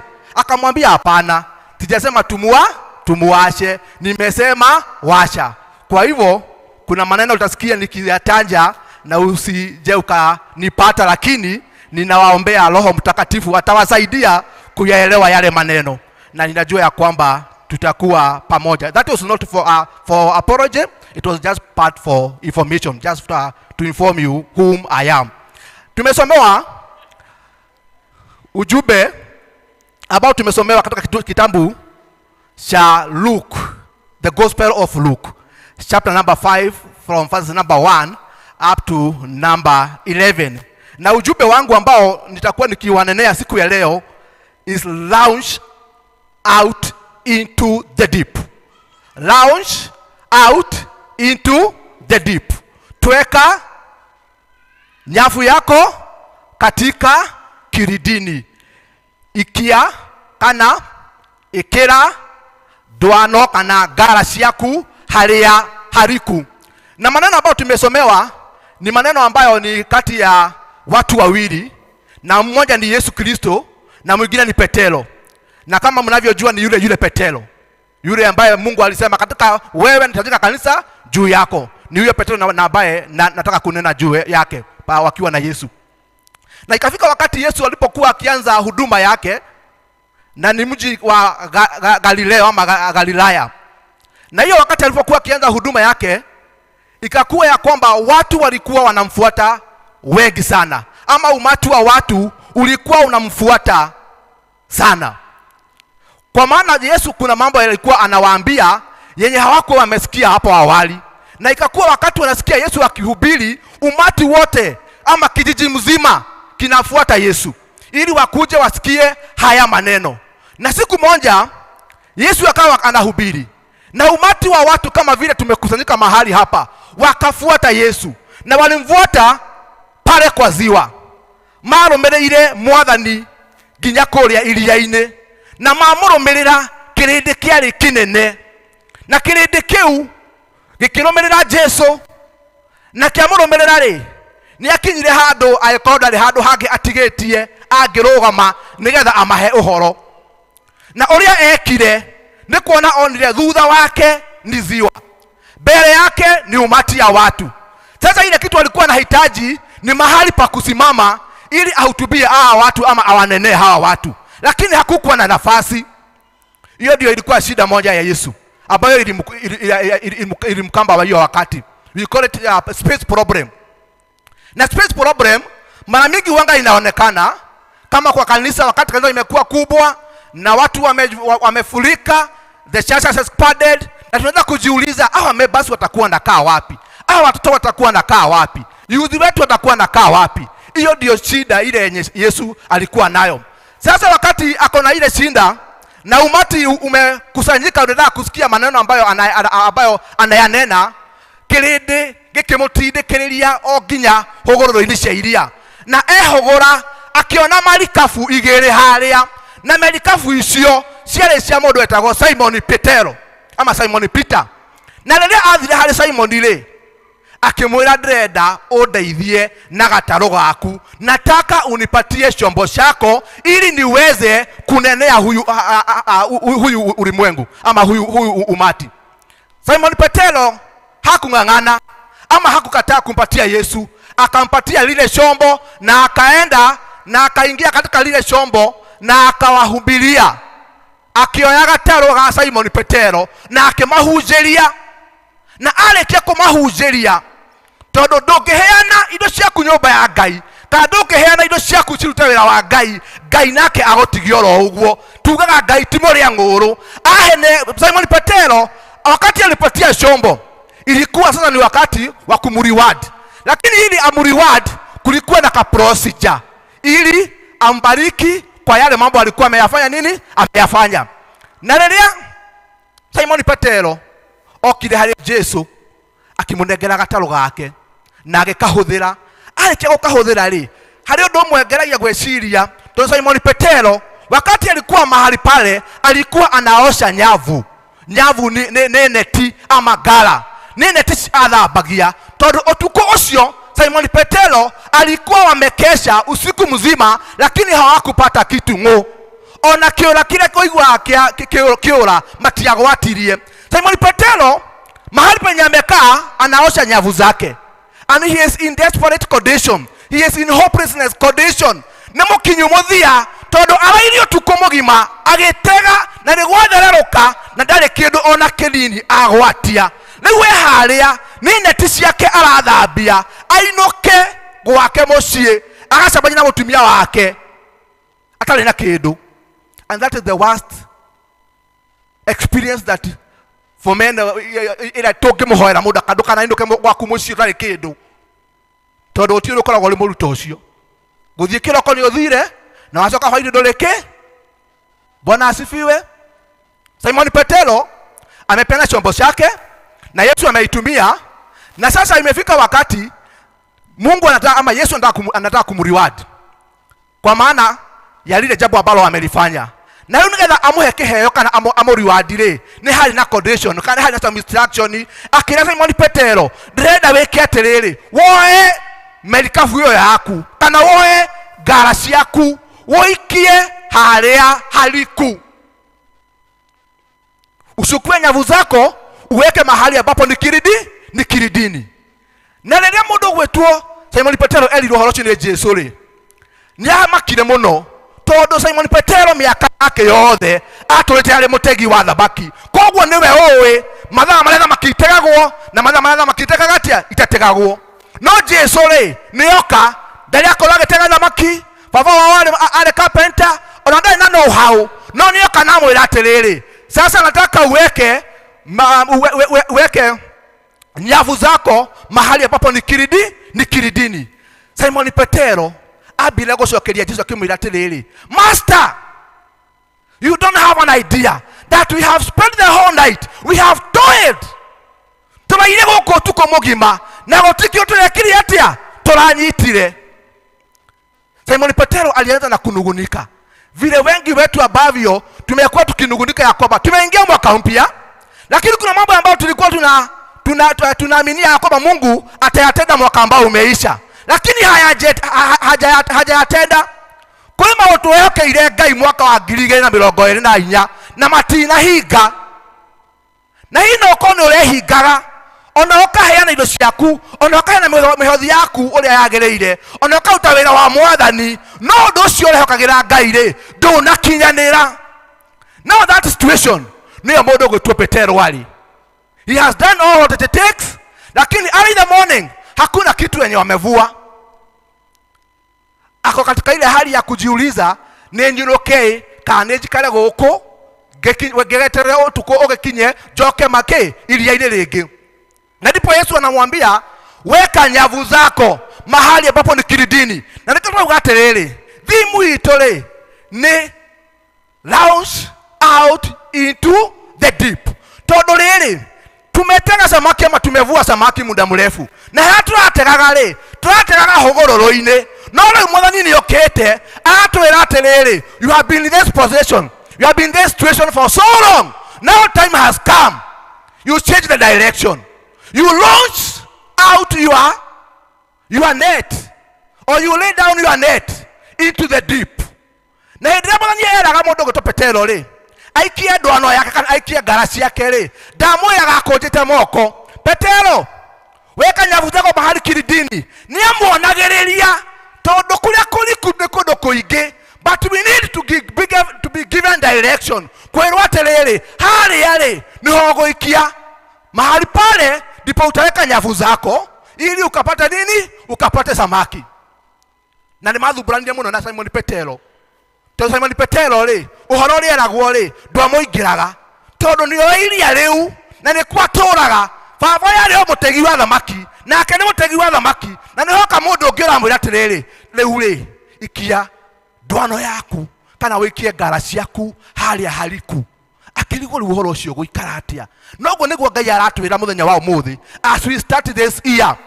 At this time around tutigoikia kuria on the service, tutigoikia kuria hogororo-ini, tugoikia haria hariku tondu Jesu ni atwireire tukishaweka nyavu zetu mahali ambapo ni kiridini tutafua samaki, na sio tu kuvua samaki, tutafua samaki wengi na zaidi.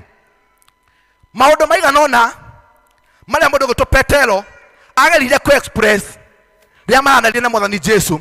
Undu wa mbere, he expressed in a form of a fisherman. Abide kwereria mwathani Jesu ahata mutegi wa thamaki, na niho turona akimwira atiriri turaire guku na ni gwakia ni gwatherũka gutikio turanyitirie. No amwira oguo ri agicoka akiricukwo akiririkana atiriri mundu uyu ri niwe wathaga ndaimono cikauma.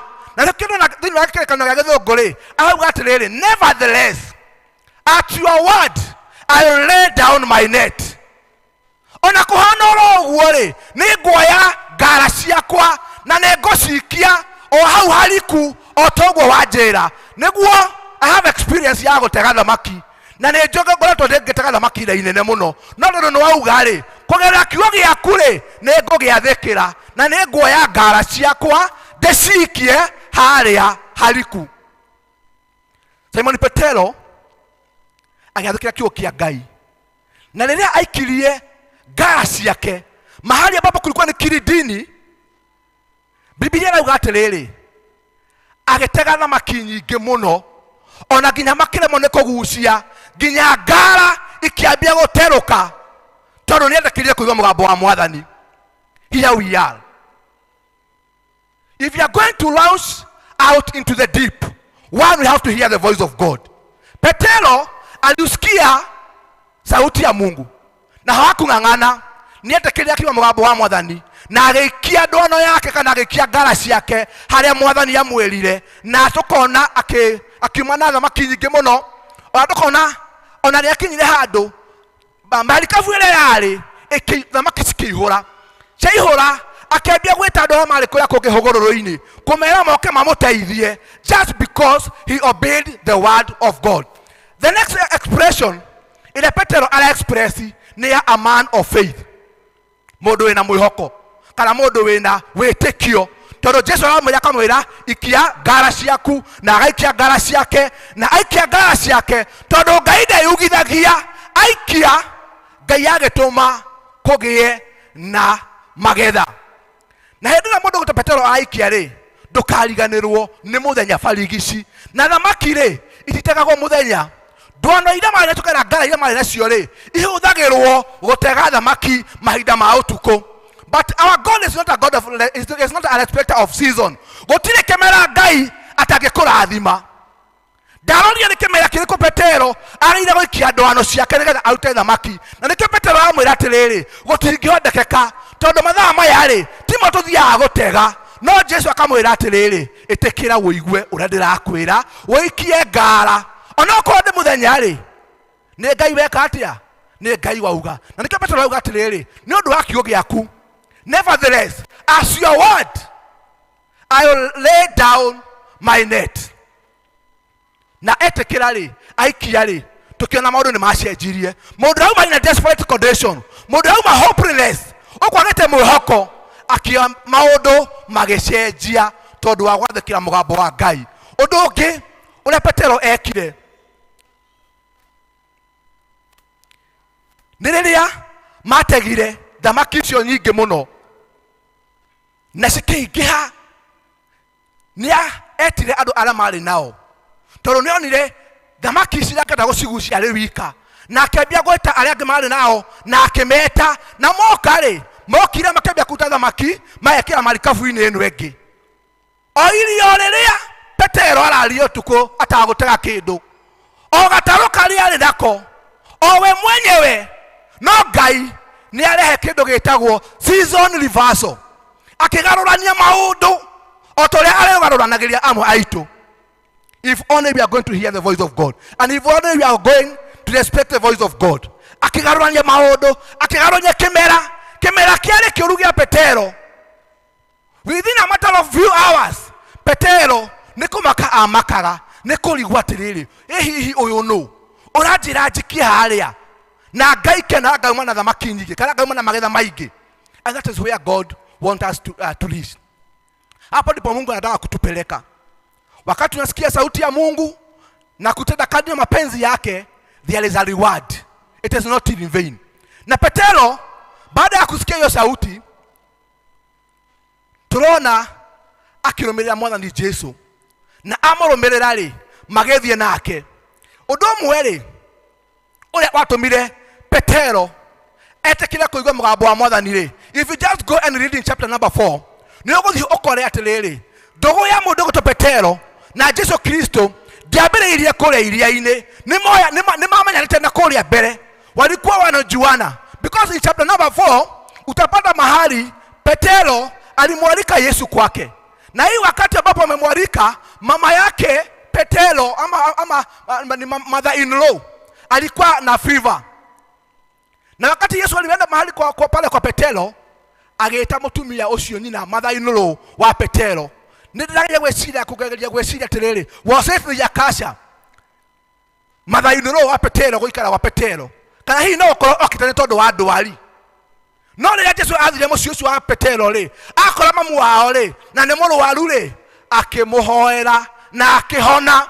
Hau nĩho mũndũ gũtwo Petero, he encountered Jesus. Na hau nĩho amũmenyire, na nĩkĩo akamwendrecia atĩrĩrĩ, master. Tondũ kiugo master-rĩ nĩ kuga atĩrĩrĩ, mũndũ ũcio-rĩ, he is somebody who has authority, somebody who can supervise a group, na mũno mũno kĩhũthagĩrwo in a vocational institution. Na nikiwa mdogo kutoka Petero, he is addressing Jesus as a master. Mwadhani ama Bwana. Kwa maana walikuwa uhusiano wa Petero na Yesu haukuanzia wakati wanapovua samaki, ulikuwa umeanzia hapo awali. No ndodaroge na genya terere. Jesu lile aho ile matha iduro wa Petero le. Aho nile hau na agiokera na agithe kibahareria kindu gya kuria. Kwa Petero le. Nile Jesu aramuraikia gara cia kule. Nioe mundu uyu le. Anajua huyu ni nani. And that is why he is addressing him as master. Na baada ya kuaddress baada ya kumaddress kama master na kutii, tunaona akivua samaki mingi. Kwa sababu maundu maiga nona na odo wa mbere kana odo wa kere, because we already have covered the launching out in the deep. Odo wa kere ni haria Mwathani Jesu erire Petero, let down your net. Ikia gara ciaku haria hariku. Na Petero akatii hiyo amri. Na undu umwe ile kumenya nyaterere nigetha ndwano kana nigetha ngara iginyite thamaki ni ciikiragwo some weight, tondu ngara ama izo nyavu ili ziweze kuvua samaki ni kule nyamo ciikiragwo guku thi nigetha wameikia iria-ini ikahota go sink down igathi kuria kwina thamaki. Na rimwe Ngai ni arituheaga mirigo nigetha tuthie thi so that we may go to where the fish are.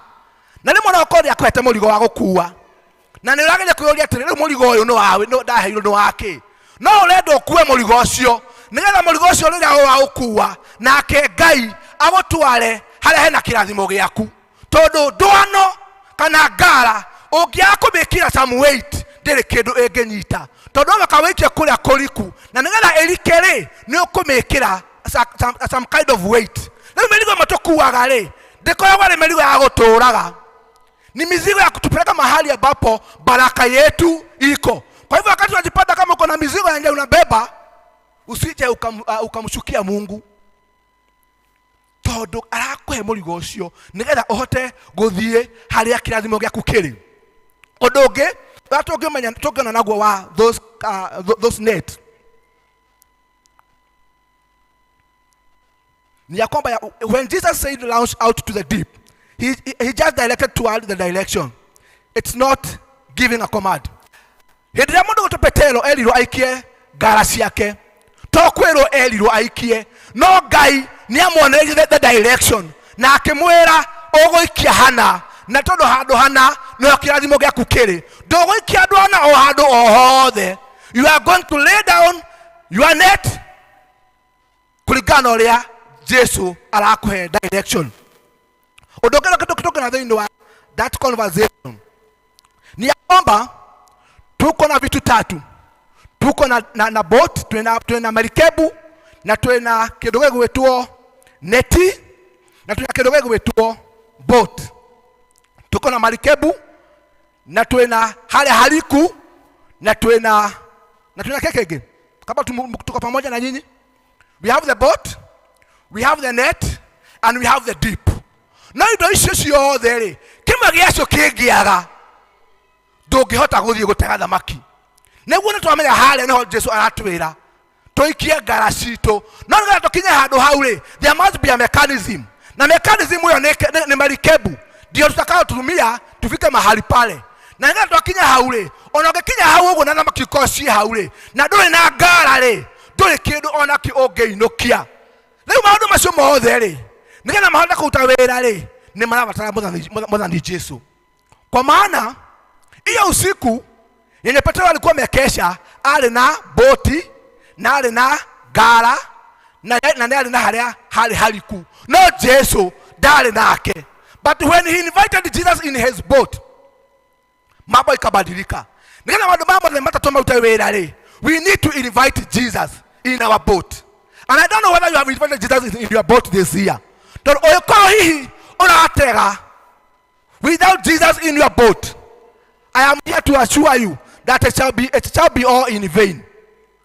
Lakini kama umemwalika Yesu katika chombo chako na kuhakikishia ya kwamba utavua samaki, na sio samaki peke yake, ni samaki wengi sana. Jambo la tatu, the great harvest. Biblia atwira atiriri, na marikia gwika uguo, after them having done so, baada ya kumchamaliza kusikiza ile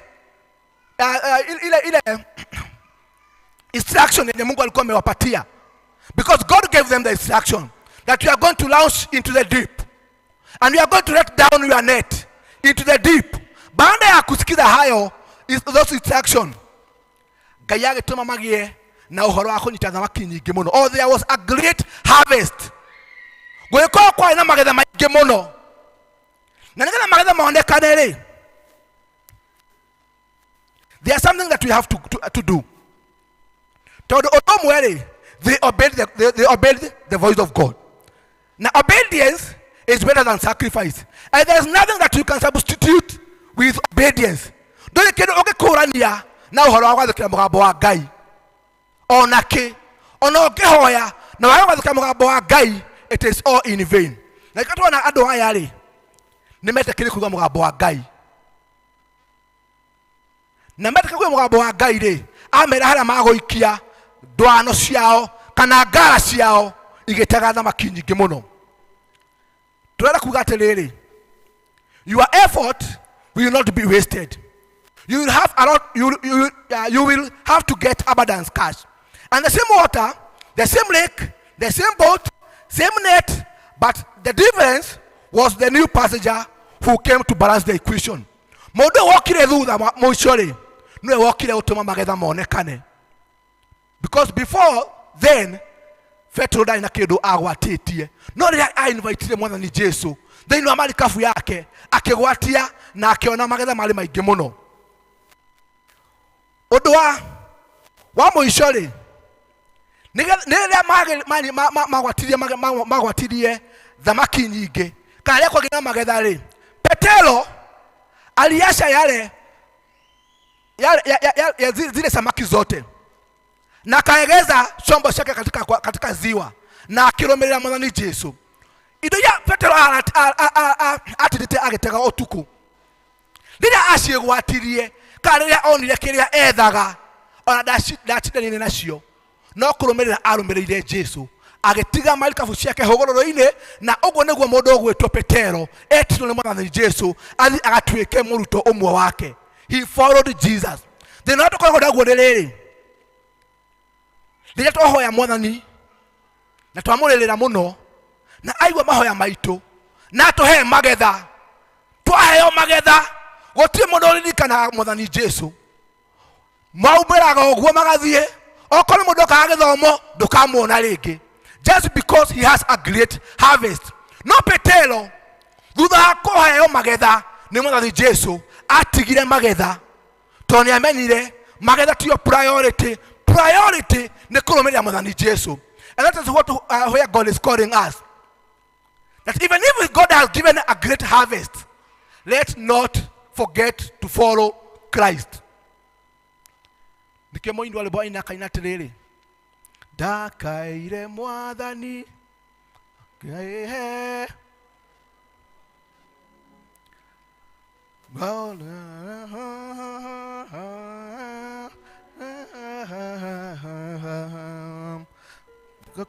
ndaiganĩra riganĩrwo nĩ Ngai ũheanaga.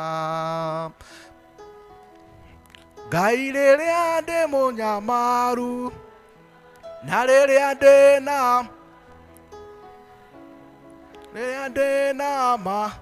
na maingĩ, rikana Ngai mũnyũmbi na rĩrĩa njiganĩire na maũndũ ma thĩ, ndingĩmũririkana Ngai wakwa. Petero akajua ya kwamba hata kama Mungu amempatia mazao, amempatia mavuno, lile tida la kuliganĩrwo nĩ Mwathani Jesu, na ũguo nĩguo Ngai aratũririkania mũthenya wa ũmũthĩ, atuhe magetha. If only we are going to obey the voice of God, harĩa agũtua tũikie ngara citũ na harĩa agũtua tũikie mahali ambapo tutaweka nyavu zetu, akitaka tupatia mavuno, tusije tukamsahau Mungu. kwa maana Petero atigire indo ciothe akirumirira Jesu tondu niamenyire Jesu niwe wa ungejigana. Ni wega riria wekora wina cio ndukanariganwo ni Mwathani Jesu, ukarikana ni kuri hindi utari, ni kuri hindi utari nacio. Koguo indo icio ri itikanatume umagaini wake wegaini wa Mwathani. Gwenda kurikia na kuga atiriri, tondu I know because we are still in the Christmas mood, na ndikwenda kumuiga. Ngai agitwira we launch out into the deep. Ni hari maundu tukwata maigana na kurora tuikie ngara citu kuria kuriku. No ndu wa mbere ni kiugo kia Ngai.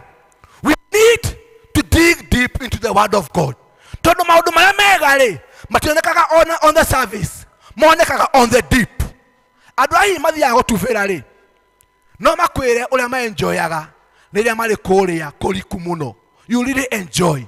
But when you are swimming along the surface, ona ndu enjoyaga tondu igunyo ciothe maundu mothe maria mathuku makoragwo hogoro-ini cia iria. No riria waingira kuria kuriku, you do enjoy. Nginya tuteithie mwaka uyu that we are going to dig deep into the word of God. Tondu twaingira kuria kuriku kugeria kiugo kia Ngai, the word of God will set us free. The word of God will set us free. Na nikio mundu guto Petero arera Jesu akamwira atiriri, nevertheless at your word. Tondu akugeria kiugo giaku ri ni nguikia ngara, na aikia ri ni undu wa wathuka mugambo wa Ngai ri, Ngai agituma kugie na magetha. Ona ithue muthi, let us launch out deep into the word of God. Uikorwo na makio kia Ngai ri, ambia mwaka uyu, make it a habit. Read the word of God. Meditate the word of God day and night. Tondu uguo noguo urituma tugairwo. Undu wa keri ni mahoya. We have to launch deep into the word of God, into prayer. Muinole ba aina kagatiriri, wenda maundu mega abata kerema iguru, kou nikuo maundu mega monekaga.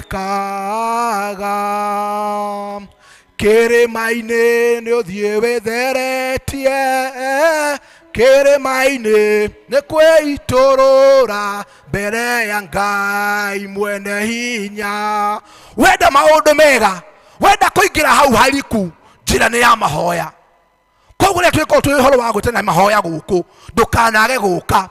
Even in our district, mwaka uyu ti mwaka wa kuringiririo ati thie fellowship. Aca thio kama thie Ngai, tondu aba mumathagia ni mamuonaga. Mwaka uyu ndukaringiririo undu, ndukaringiririo nginya horo wa gutungata. Do it on your own. Hari undu mwe ungenagia wa mundu gwitwo Joshua, Caleb. Biblia yuga ati and Caleb followed God wholeheartedly. Ati na Caleb arumireire Ngai na ngoro yake yothe. Turoheo ngoro ta Caleb ya kwenda Ngai na ngoro itu yothe. Tutekio twitigiirie tondu Ngai ni atwitite na agatwira, this year we are launching out into the deep. No ko hinyo tegete haria hogoro-ini muno ukainukia kindu hatari. No mwaka uyu ri ikia ngara ciaku haria hariku, na nĩgetha ikia ngara ciaku haria hariku ri, you are just taking risk. Tondu mundu uria wi haria hogoro-ini ri kungiha ri no kugoro akinyagia haria nja akeherera. No uria wi haria hariku ri atipendaga na hinya wa Ngai. You only surrender at the mercy of God. No riria wi haria hariku no riraga Mwathani haha nini nawe. No wi hogoro-ini ona kihukanyo kingiuka no kugoro kumwe ukauma nja. No twetekira guikara kuria kuriku, Ngai ni agutuhe maundu mega, and we are going to enjoy the year because God has called us to launch into the deep. Undu mwe ria ndiragehuthika githomo giki ri, ni ndarikanire ni ndahurirwo haro imwe na ndiari haro njega.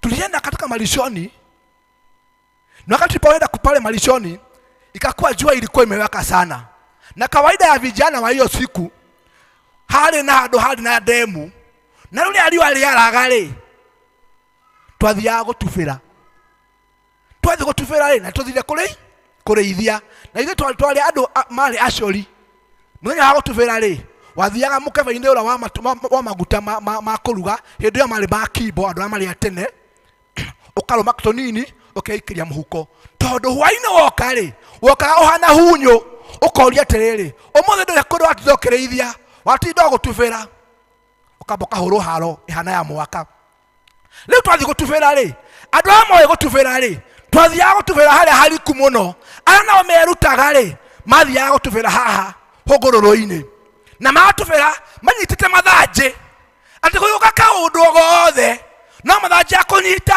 aume mwena uyu ungi na mai matingimutwara no aria moe gutubira twaingiraga kuria kuriku waingira kuria kuriku ukerekereria riu ona uthiaga na wivu ya mai tondu ni wirekereirie mwathani ndurenda kindu kiraguthumbura wi wa Ngai nduri kindu witigeirie ni Ngai ugutongoragia riu ukamenya haha ni ni na mwathani noguo niguo Ngai aratwita tuingire kuria kuriku twaingira kuria kuriku ri ti ithuĩ tũgwĩtwara nĩ mwathani ũgũtũtwara na nĩkĩo Petero atakamwĩra atĩrĩrĩ ikia kuria kuriku na waikia kũu kuriku ri nĩ ũkuona magetha nĩ ũtegete haha mũno na ndũrĩ kĩndũ ũranyitia ona kĩũra ndũnanyitia mwaka ũcio wathira no Jesu aratwĩra mwaka ũyũ tunaweka nyavu zetu mahali ambapo ni kilindini, kwa maana tukiweka nyavu zetu mahali ni kilindini kuna mavuno. Rĩu thĩna ũrĩa warĩ ho rĩ twathi gũtubĩra rĩ ng'ombe nĩ ciathire cikĩingĩra kwene nduge ũhoro gũthũka bitĩrĩthi ũhoro gũthũ na rĩu njirani ũrĩa warĩ hau rĩ ada imwana ciarĩ ndaihu mũno nĩcio cioka rĩ no kĩmenya rĩu andũ rĩu nĩ ta haha igũrũ rĩu haha niho tũratubĩra haha niho hariku mũno na wale matari gutubira matubira haha koguo nguo cito ciothe ri tuigite haha iguru riu muthuri uria okire akuwa nguo cito ri mwanake mwitagwo Muturi ri agitwira atiriri we nguo cito ciakuo riu ukarigwo atiriri ni wambe umire ndithi ukore muthuri ukumwire muthe riu ri gutubira na ng'ombe kuria mugunda ri niki turorania tunengere ngu twathie ri riu ni ona ihi tathate na utike na ngu kena nguo na muthe haha okire na imwana ciake atwira atiriri ona hindi yengi no murarekire ng'ombe ciare mugunda ki wakwa umuthi ndinengerera mundu nguo hari nyina niguo tweragwo riu weka ithabunie murimo wa gwitũ no mereire muthuri ũguo ndĩ ndĩthĩ na hĩndĩ ĩyo ndakĩrĩ mũiro makĩria ma ũguo nĩ kwĩrwo njerũhĩte weka ithabu rĩu na kwanyu nĩ mũrĩmo ũrĩa ũngĩ agwĩtwĩra okorwo mũtikwenda nganengerere mũndũ nguo ciake harĩ nyina tũgĩe na memorandum of understanding MOU mũndũ iboko cigana hĩndĩ ĩyo arĩa marĩ gĩcagi-inĩ moĩ mũtu wĩtagwo mũtathi na uma maĩ-inĩ rĩu ũhana ta ũrĩ mũgandie ũrahũrwo kaigua tarĩ gũtemwo watemwo watwathia tũkonye atĩrĩrĩ nĩ andihia tondũ ũreciria ona nĩ wauma thakame no Ngai nĩ arũteithirie nĩ twanengerirwo nguo na tũkĩinũka no rĩu rĩ ona twakĩinũka rĩ we enjoyed to swim in the deep twainũkire tũrĩ andũ magagatĩte no rĩu rĩ twakĩrikana tũkĩenjoire gũgĩtubĩra kũrĩa kũriku mũno ũgakiuga aithuru hathara na faida itwaranaga hamwe no rĩu Ngai arotũteithia tũkuaga atĩrĩrĩ ũhoro wa gwĩkia ngara citũ thĩinĩ wa kĩo kĩa Ngai no ũhoro wa mahoya ũhoro wa gatatũ rĩ nĩ ũhoro wa evangelism kwĩna andũ aingĩ mũno mekũrĩa nja na ithuĩ metereire tũmatwarĩre ũhoro ũrĩa mwega ithuĩ rĩ ũhoro nĩ tũũĩ arĩa marĩ kũrĩa rĩ hũgũrũrũ-inĩ rĩ ũhoro ũyũ rĩ tũngĩaga kũmakinyĩria rĩ magakinyĩrio nĩa so God is calling us into evangelism mission na o mũndũ o wothe kuma ũmũthĩ waingĩra mũndũ ngari-inĩ ũkamũhunjĩria ndũkarekage Ngai akũhe kanya mukauma na mundu hanginya Nairobi wandu ngimira kuri othomaga wandu ngimira kana we dikoni wandu ngimira kana we ni uri agiathi mukathirika no ira mukwari ni cia Kasongo ri mukiuga no na Kasongo atutwarire mbere ya kuri cia Kasongo ri ukamba gwika evangelism ukamwira atiriri muru wa ithe witu kana mwaru wa ithe witu Jesu no aracoka na ndaraikara na agakogerera mehariirie because all of us we are EVC's member. Koguo mwaka uyu ri I believe that this church will be a soul winning church. We are going to bring so many souls in this church. Todo uikoro ti kurehe mioyo iria ikuri aja yuke guku no wira wa tuhu na ndugecirie ni ya makorio onawe ni ukorio ni ukionera kwa irengania ona ucio wakutaga wira ri ni umuhunjagiria because God is calling us. We launch into the deep. Tumevua mahali hapa kwa safi sana. Leo Ngai ati mwaka uyu ri let us launch to the deep. Na tweka uguo ri Ngai ni agutuhe magetha. The church will be full because we don't have any other business. Tiga gutwara andu matuini. Gutina biashara ki? Gutina biashara ingi. Ndionire kura andu marerwo marenderio mugate 200 wa bofuru kerore hei mundu 200 mukenderio ndiraigwa Ngai mwathani andu aya ituma makaiguka maithori until when no thina wao ri matuire gukuhugururu-ini hawajaenda mahali kiridini wasome neno la Mungu na ngala mundu atie kurumagira riri sarakazi no ithi gwaku nyumba no hoe na Ngai yako igwe ndawa ndakurumirira mundu akwake maguta. You don't need. Gitama ne giatokire. Koguo rio kuna andu mareka maundu marenda kuria mariri. Ugoka kanyame gatekagurwo ri. O mundu 200 ri. Ona inyuothe ri mitwe yanyu tiraigua wega. Tondu riri murarumirira mundu uria arambwira hau. Na ke mundu Simon Petero harero akero tiriri. Ona wekorwo urairio tukomogi mogitega. I know your situation. But if you just heed my voice, if you just listen my voice, your life will not be the same again. Na mutorire wa Petero aigwa mugambo wa mwathani nega kuigana la Ngai amwathite ndwacokire gukorwo uhana uria watarie kiambiriria. Ngai agikwemucenjeria muturire na akimutua mundu mweru. Ngai agututeithia because you have been called, each one of us, that we may launch out into the deep. Na ndarikia kiafio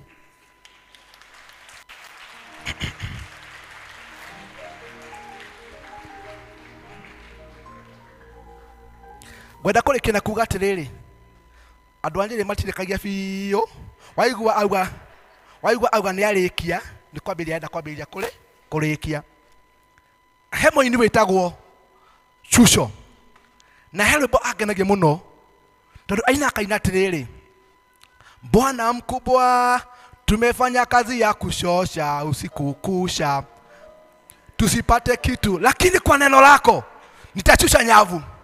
Kwa neno lako nitachusha nyavu. Leo hauna hali ya uhoro wa kuchusha nyavu, lakini no uri nigumuhaririirie kogo nije mutinge maka muno tondu I had given the information uria kuhana no ni kuhana na Dr. Ruth ajiraga atiriri it is our heritage and it is our identity. Koguo gukorwo ri born in Mathera ri we owe to anyone apology. Bwana asifiwe.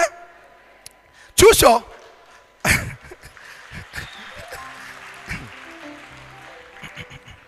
akauga atiriri ati tutachusha nini? Tutachusha nyavu. Na tutachusha nyavu hivi mahali ni kiridini. Koguo ri ukiinuka uthio ukiraga Ngai aguteithie wikie ngara ciaku haria hariku. Just go and sit down.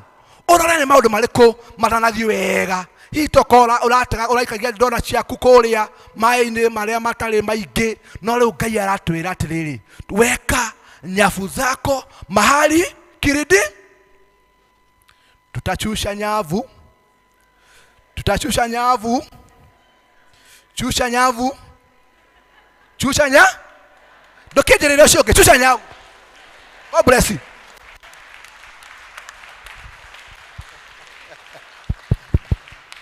Wow, praise the Lord. Bwana asifiwe tena. Huyu mtu wa wacha na wacha amenibariki. Praise God. He has not only blessed me, but he has also entertained me. Sijui kama umesikia hivyo. Na hizo story anapeana sa Gotuvera. Most of us can resonate with those stories. I was looking at Kabira, the likes of Kamau na wale wasee kuliko Kaviro, and I am very sure it will happen here. Personally, it will happen here. Bwana asifiwe. So it's good to sometimes to delve into history, ndio tujue mahali tumetoka, mahali tuko na mahali tunafanya nini. Lakini sasa, in a nutshell, I can only sum up his preaching into only one song in one stanza. Ati tujuane na Yesu. Bwana asifiwe. Because Christ, once invited into your business, once invited into your life, he is the game changer. Praise the Lord. He will come and change everything. Praise God. 2024 was very difficult, isn't it? Biashara zilikuwa mbaya. Ni kweli. Wacha tualike Yesu katika kila maisha na mambo yote itabadilika. Bwana asifiwe. Na tukiina tukiugia tele ugemenyana na Yesu. Ugemenyana na Yesu. Goko nake wona muthenya mwega ma wamumenya Yesu. Wamumenya mukwendana nake kuna kione muthenya mweru wamenyana na Yesu. Praise God. Uko hapa na ungependa kujuana na Yesu. Wakati mwafaka ni huu. Elder, yeye nikiangalia kwa macho ya kiroho ana overflow, mafuta yake ina overflow leo. Praise the Lord. Na ako hapa na ako tayari Elder Kaviro akuombee into redemption and into salvation. Are you there? Taaricha roho yako itafanyika saa hii. Gayare hahanake. Hana hivi, and he is going to come once you invite him into our lives to do a change in whatever that we desire. Praise God. Bado tunakugoja. Na wewe tuetereire wewe urenda kuhonoka, in other words. Because it would be too bad for us to finish this service without the altar call. This is the time for you. Are you there? Yule ni kukuja anakuja, yule ako na mtoto. Wacha tuone kama anakuja hapa ama anaenda kwa ladies. Ugemenyana na Yesu. Moko nake ona muthenya mwega ma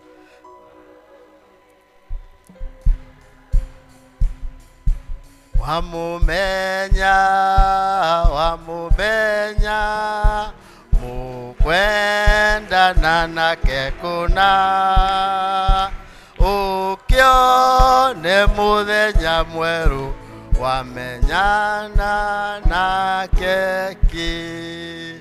Elder Kaviro, samaki imepatikana, do the rest. Tumpigie Bwana makofi mazuri. Kwa maana hata kama walikesha usiku mzima, siku ya pili walivua. Yesu atoromeka inje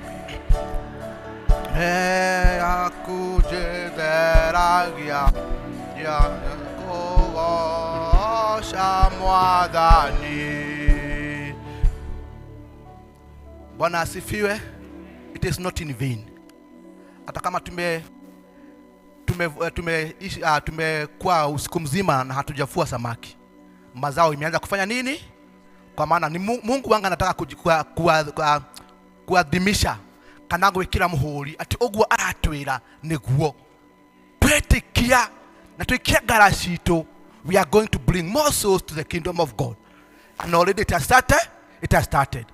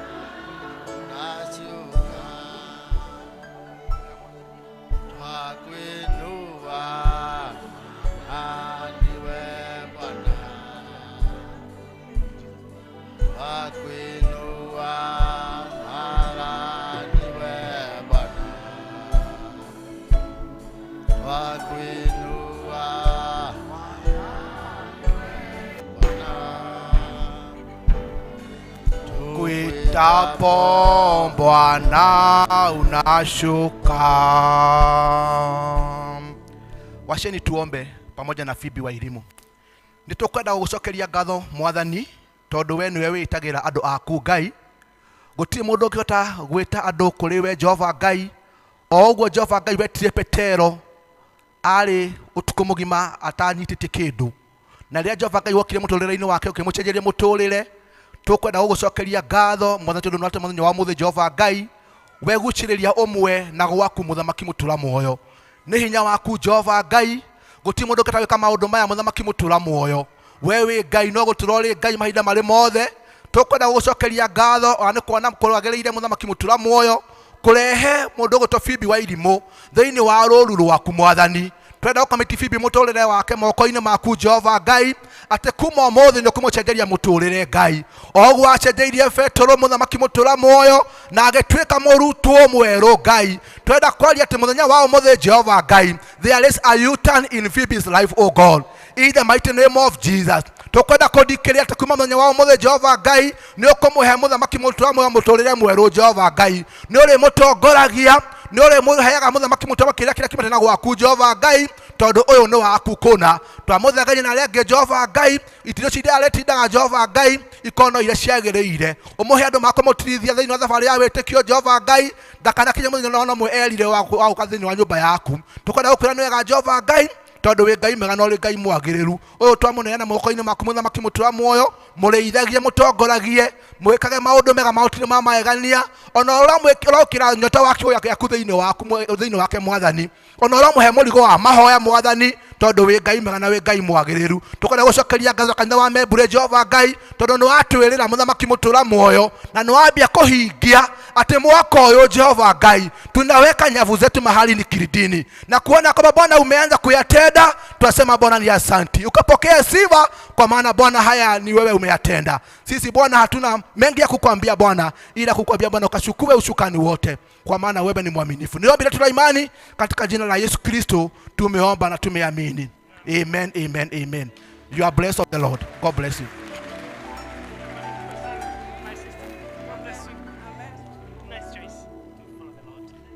Wandanda wakuje wamkaribishe.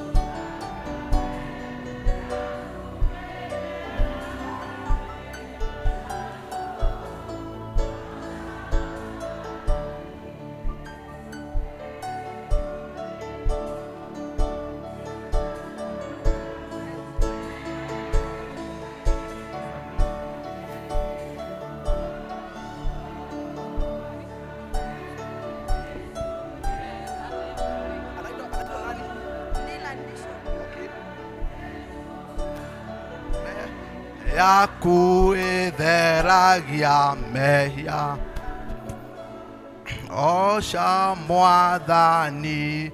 Uthamaki ũyũ nĩ uthamaki witũ hamwe na ciana citũ, na kwa maana kuna kijana hapa anaitwa Disho. Reke twĩre Ngai nĩ wega nĩ tondũ wa Disho. Tũkwenda gũcokeria ngatho Mwathani nĩ tondũ wa Disho, Muthamaki mũtũra muoyo. We wĩ Ngai mwega na wĩ Ngai mwagĩrĩru. Twahotha mũtũrĩre wa Disho moko-inĩ maku Muthamaki mũtũra muoyo, kũgerera mũthenya wa ũmũthĩ Jehova Ngai ũrotũma gũkorwo kũrĩ na ũtigithũkanu mũtũrĩre-inĩ wake. Kwana Muthamaki mũtũra muoyo mamu wao nĩ ũmwe wa ng'ondu ciaku Jehova Ngai kwĩrĩithĩria. Twakabidhi Disho mkononi mwako Bwana. Bwana, unapokumbuka mama yake mpaka mtoto tunamkabidhi mikononi mwako Bwana. Umulinde na muhifadhi na Muthamaki mũtũra muoyo ndakanone maũru kugerera mamu wao gwĩtĩkĩra Jesu Jehova Ngai kũroge no tigithũkanu mĩtũrĩre-inĩ wao Ngai. Ũrĩa marathimĩra wĩra wa moko mao Ngai makiumaga na makĩhũndũka Jehova Ngai. Aya nĩ aku kũna twamane na moko-inĩ maku marathime tondũ wĩ Ngai mwega na wĩ Ngai mwagĩrĩru. It's a prayer of faith. In Jesus' name we do pray and give thanks. Amen.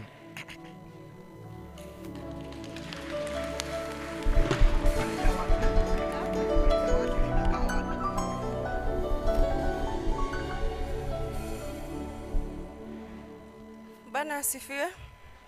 Kwa majina naitwa Fibu Wairimu. Nakaa hapa Roiro Midpoint. Niko na 3 months nimetoka Nakuru. Nimeoleka Murang'a. Father-in-law anasoma PCA ni elder huko. Na mimi leo nikaamua nataka kukaa katika Bwana.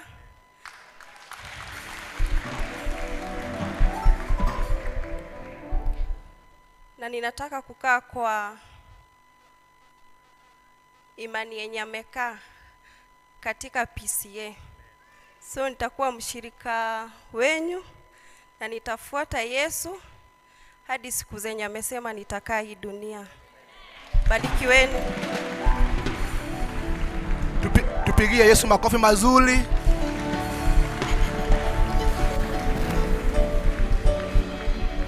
Deacons wenye wako karibu na Midpoint. Deacons wenye wako karibu na Midpoint ni district ile kweo. Midpoint. Nikia? Kia burudi. Nigito either gitodwa south or gitodwa north. South. Deacon wa gitodwa south. Muko. Kujieni mtu wenu.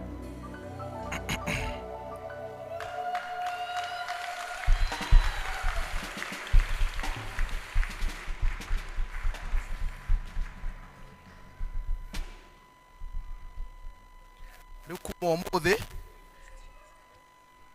tumewapatia bibi akuwe mmoja wenu mumwire rĩrĩa mũthomaga mahoya rĩrĩa mũthiaga na rĩu hau hangĩ ninyi mũkũmũtwarithia na mbere. God bless you. Huyu ndio elder wako. Thank you and God bless you. Na rĩu wĩ wa andũ aya. God bless you. Tupigie Mungu makofi mazuri. Thank you. God bless you. Praise the Lord. Umuthi tutiaruta wĩra mwega. That is our commission. In fact, it is our business. That is our core business. Making people come to Christ. Bwana asifiwe. Ndanoga maundu maita maingĩ gwaka nyũmba nĩ kwega. Bwana asifiwe. Kujoin PCMF nĩ kwega. Praise God. No gũthiĩ harĩ Kristo nĩ kwega mũno makĩria. Bwana asifiwe. Because that Christ is the beginner and the finisher of our what? Not only our faith, but even of our life. How neho ukarigĩrĩria harĩ we. After gũtũra thĩ no hapo kwa Christ, hapo ndio utaishia. Praise God. Wairimu nĩ echagũrĩra kĩndũ kĩega na kĩndũ kĩrĩ goro. Mũkana. Unajua mimi ni mzee. Wairimu is a spiritual child. Si ni kweli? Mũndũ ekũhonoka akoragwo arĩ ta kana ka ciaro githĩ tiguo. Rĩu kana kau nĩ gakĩendaga gũtirithio kahora kapewe masiwa ya kiroho pole pole. Bwana asifiwe. I'm saying that because sometimes we scare people who want to get saved. How?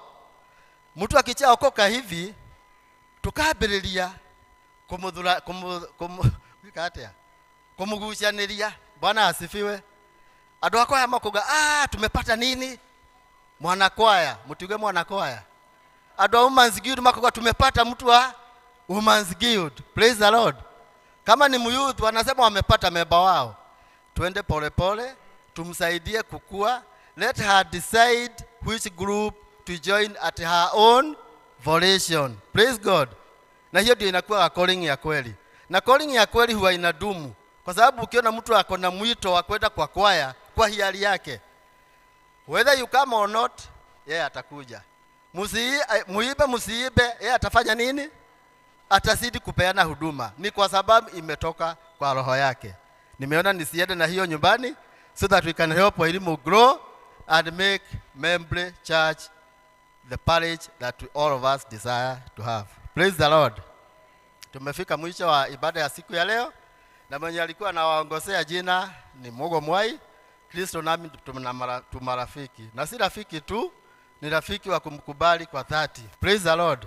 Na tangu ni join Kristo sijaona ubaya wake. Saa ingine mimi husema hata kama hakuna biguni, even if there was no heaven, being on the side of Christ is still better. Kwa sababu pande ile ingine ni chakuwa huko. Hakuna kitu utaniambia pande hiyo ingine. I know. I was there. But for you that don't know this other side, please cross over so that you can enjoy the fruits of Jesus Christ. Mungu awabariki sana na watendee mema. I told you we have purpose to start strong, na mumeona matunda. Ndio sasa tupae na tuende turadi vizuri 2026 tukiwa bado tuko na nguvu. Si ni kweli? Tusimame tumalize ibada yetu. And now may our grace and the love of Christ and the fellowship of the Holy Spirit be with us now and forevermore. Amen.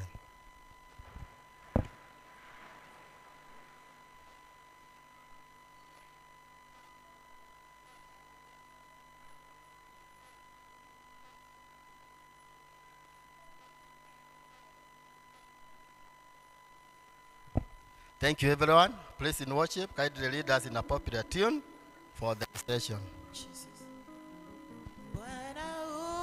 Sehemu yangu, rafiki yangu wewe, katika safari yangu tatembea na wewe pamoja na wewe pamoja na wewe katika safari yangu tatembea na wewe pamoja na wewe pamoja na wewe